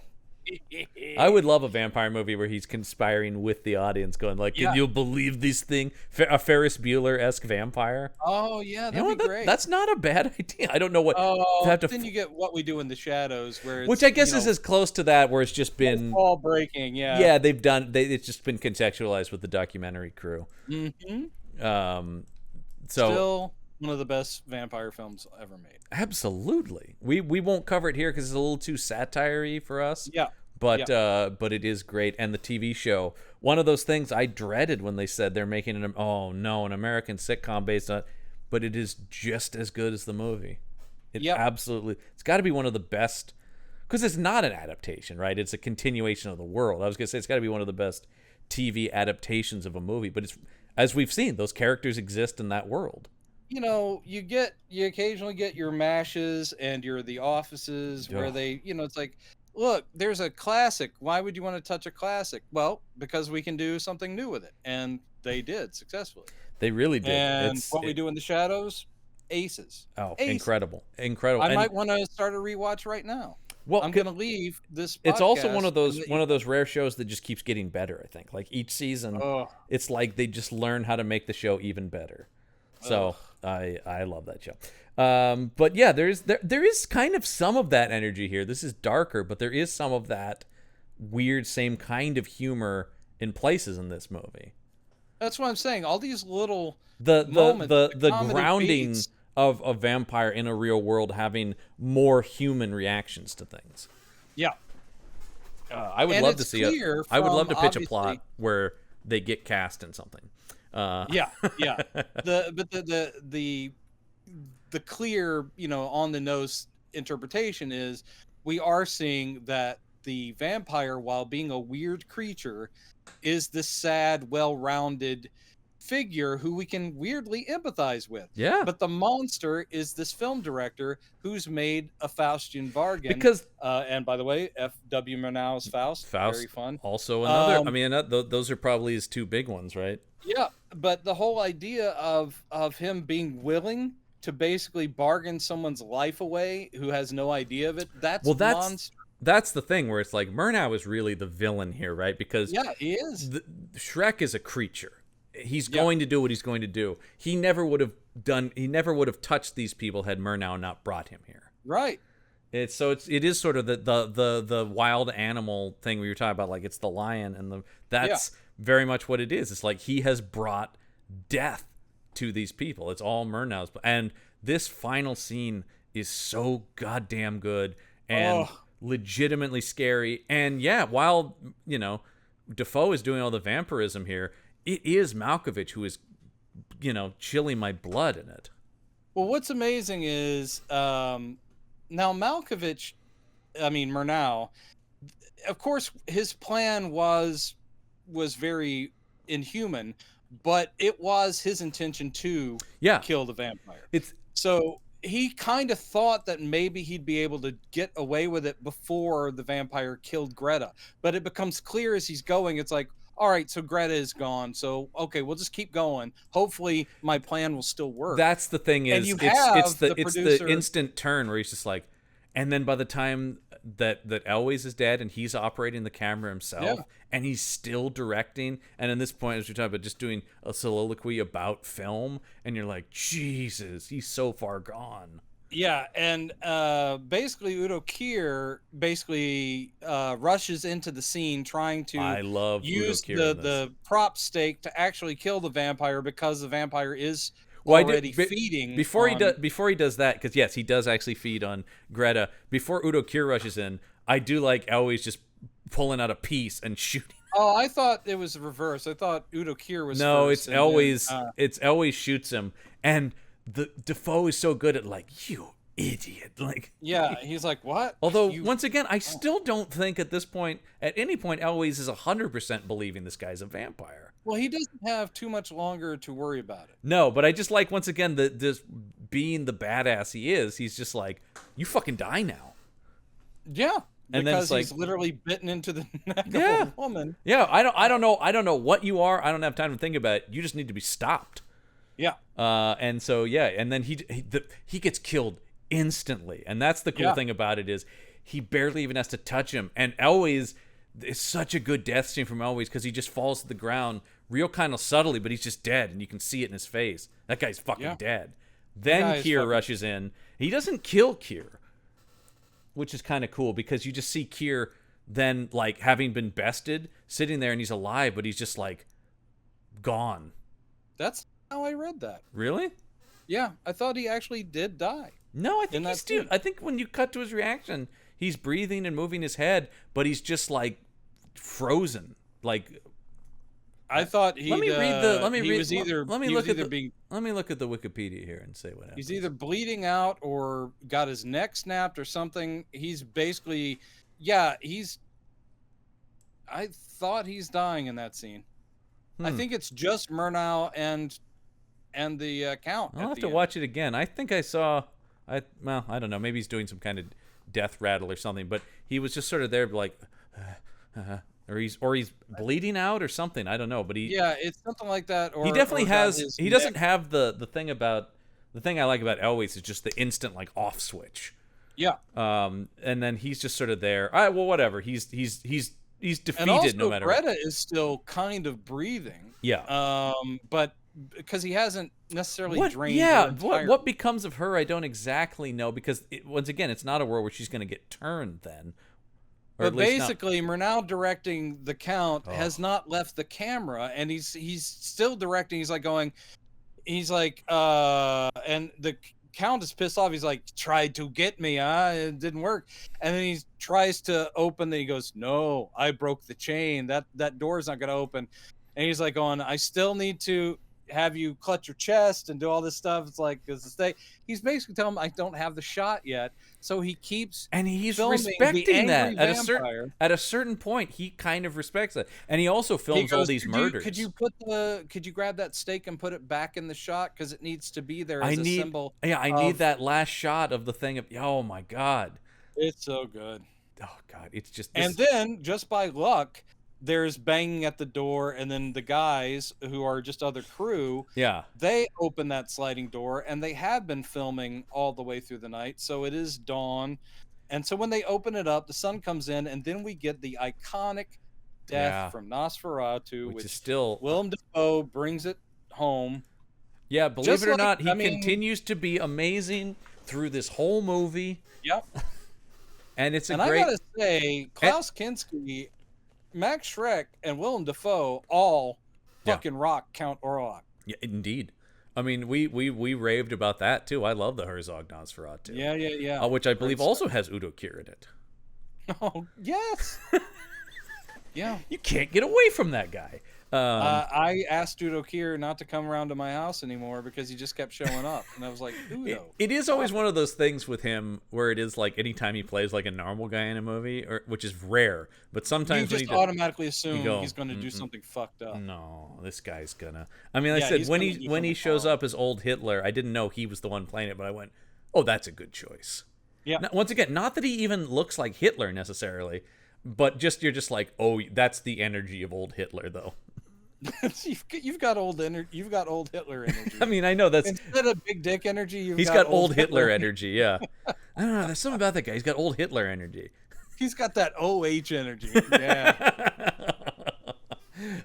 So that and then he burns away, and then he goes, he goes, would someone do me the favor of giving me a slate card at the end? Yeah. And what's amazing is the crew that's come in. This is what, of course, they get to see.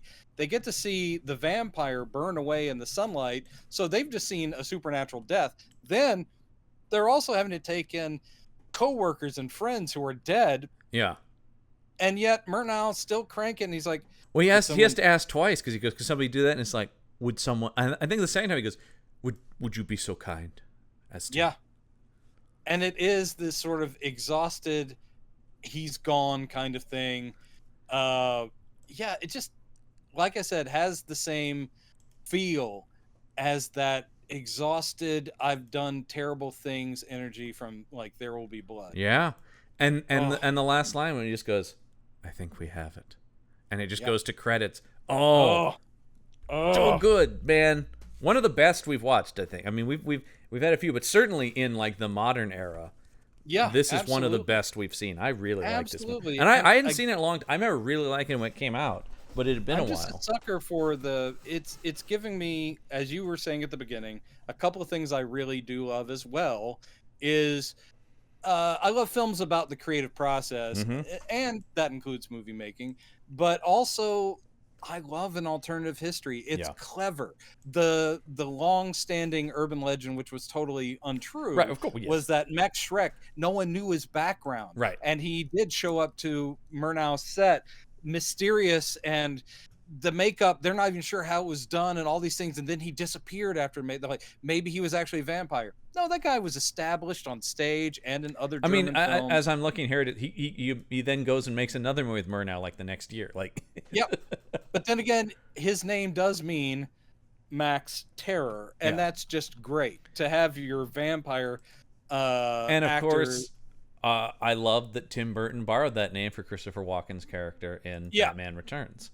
And I also think it's pretty great that that in this movie they do have when he's first announced. I think it's Eddie Izzard's character going like, "That's a little on the nose, isn't it?" They're like, "Max Shrek is his name. His name is Max Shrek." Oh, fine. Frederick. Sure, it's not like His creepy killer man. He was born Frederick Gustav Maximilian Schreck. So it all works out. He died at only 56. Ugh. Yeah. Poor bastard. But he left an indelible impression. I mean, which was almost snuffed out by the Stokers. Yeah, I mean, like I said, he did do other things. It's so interesting. A lot of the other stuff he was known for was slapstick comedy. Yeah, I know. So, once again, but maybe he was a vampire too. I don't know. Should people watch this movie? People should make a point to watch this movie, and it is on YouTube, so you can watch it, and you should, because it's an amazing movie. And I think this is one where even if you're not necessarily like a big horror buff, you could enjoy this. It's a really good movie in general. Yeah. It is scary. It's not super gory. It treats the violence. It's more about eeriness, which is similar to its source material. And that's often the stuff I respond to the most, because sometimes I've said this before about any movie that's trying too hard to make me feel any emotion, whether that be scares, particularly the ones that sent me the movies that try to make me feel sad, and I just go, all right, movie, I can feel it, and I'm going to cross my arms because, no, I'm sorry. Cut to you tomorrow weeping at Guardians of the Galaxy. Yeah. Well, once again, to place where this is, we're about to go see Guardians of the Galaxy, and I have heard many a tale of people crying in screenings of it. So, those Marvel movies, a lot of them get me. Yeah. I mean, Guardians 2, man, come on, the Yondu sacrifice. Who didn't? Guardians 1 at the very beginning. Guardians 1 had one of those. Both Guardians 1 and Star Trek 09 start in such emotional places that I was like, I don't know that I can watch the rest of this 2 hours if it's going to be like this. And both of them back off a little bit, but it was like, Jesus Christ, man, I just sat down, Okay, next week on the show, a movie I have never seen, and I don't think I've ever even heard of it. What is that? It's a movie called we're staying in the year 2001, and we're watching The Forsaken. Give me some background. What's IMDb say? IMDb describes it as a young man gets embroiled in a war against vampires. And it stars a bunch of like CW or at the time WB. It's a hot teen vampire thing. I never saw it, but I do remember it because they kept promoting one of the actresses who is very much a CW. Yeah, they're all. I mean, like it's got the main guy is Kerr Smith, who was on Dawson's Creek. Brendan Fair, who was he was on Roswell. It's also got our buddy Jonathan Shake, who I do really like. I keep forgetting that he's our buddy. Yeah, well, we like that guy. I actually do like that guy. We do like that guy. Anyone, basically, that was in That Thing You Do, we like. I mean, that movie is just amazing. I love that movie. It is a feel-good classic. That is definitely one I've watched a lot because it is just like, I need That Thing You Do in my life right now. Are you depressed? Watch a little bit of That Thing You Do. It's so nice. I mean, of course it is. It's made by the nicest man that exists, Tom Hanks. Oh. I will say it's not as good, but even his other movie, Larry Crown, is just so fucking pleasant. Still haven't seen it. It's not, because it's not great, but it's so nice that you can't, and just go like, I wouldn't say it's very good, but I have nothing against it. The problem is it's too nice. It's so nice that there's nothing happens in the movie. It's like Steve Martin. He only did like the two. One, of course, being amazing, and then the follow-up that is okay and very nice. Yeah. And I like Simple Twist of Fate, but it is not Roxanne. No. You know what? Of course, he also did L.A. Story. What am I talking about? I was going to say, well, did he write? I kind of like Leap of Faith. I think that gets underrated. Right. Yeah. Yeah, but that was kind of a different one for him, and I like that. I liked it. I liked it a lot, and I thought the pairing of him and Deborah Winger was great. Yeah, and so that's going to finish up Martin Cast for this week. No, I don't. Anyway, this is a great movie that you should be seeing. So The Forsaken we're watching next week. Like I said, don't know anything about it, but it's got a lot of young, hot people of the time. Sexy vampires, we can't get enough of those. It is R-rated, which surprises me. So what? Yeah, I mean, it just seems like it would be aimed at the teen market. So And it's only 90 minutes, so thank God. Oof, I'll take it. So that'll be next week on the show, but that's going to do it for this week's episode of Campbell and Jones Meet the Monsters. I'm John Campbell. I'm Brendan Jones. And remember, there are such things as monsters. Thank God I am done with all of this artifice.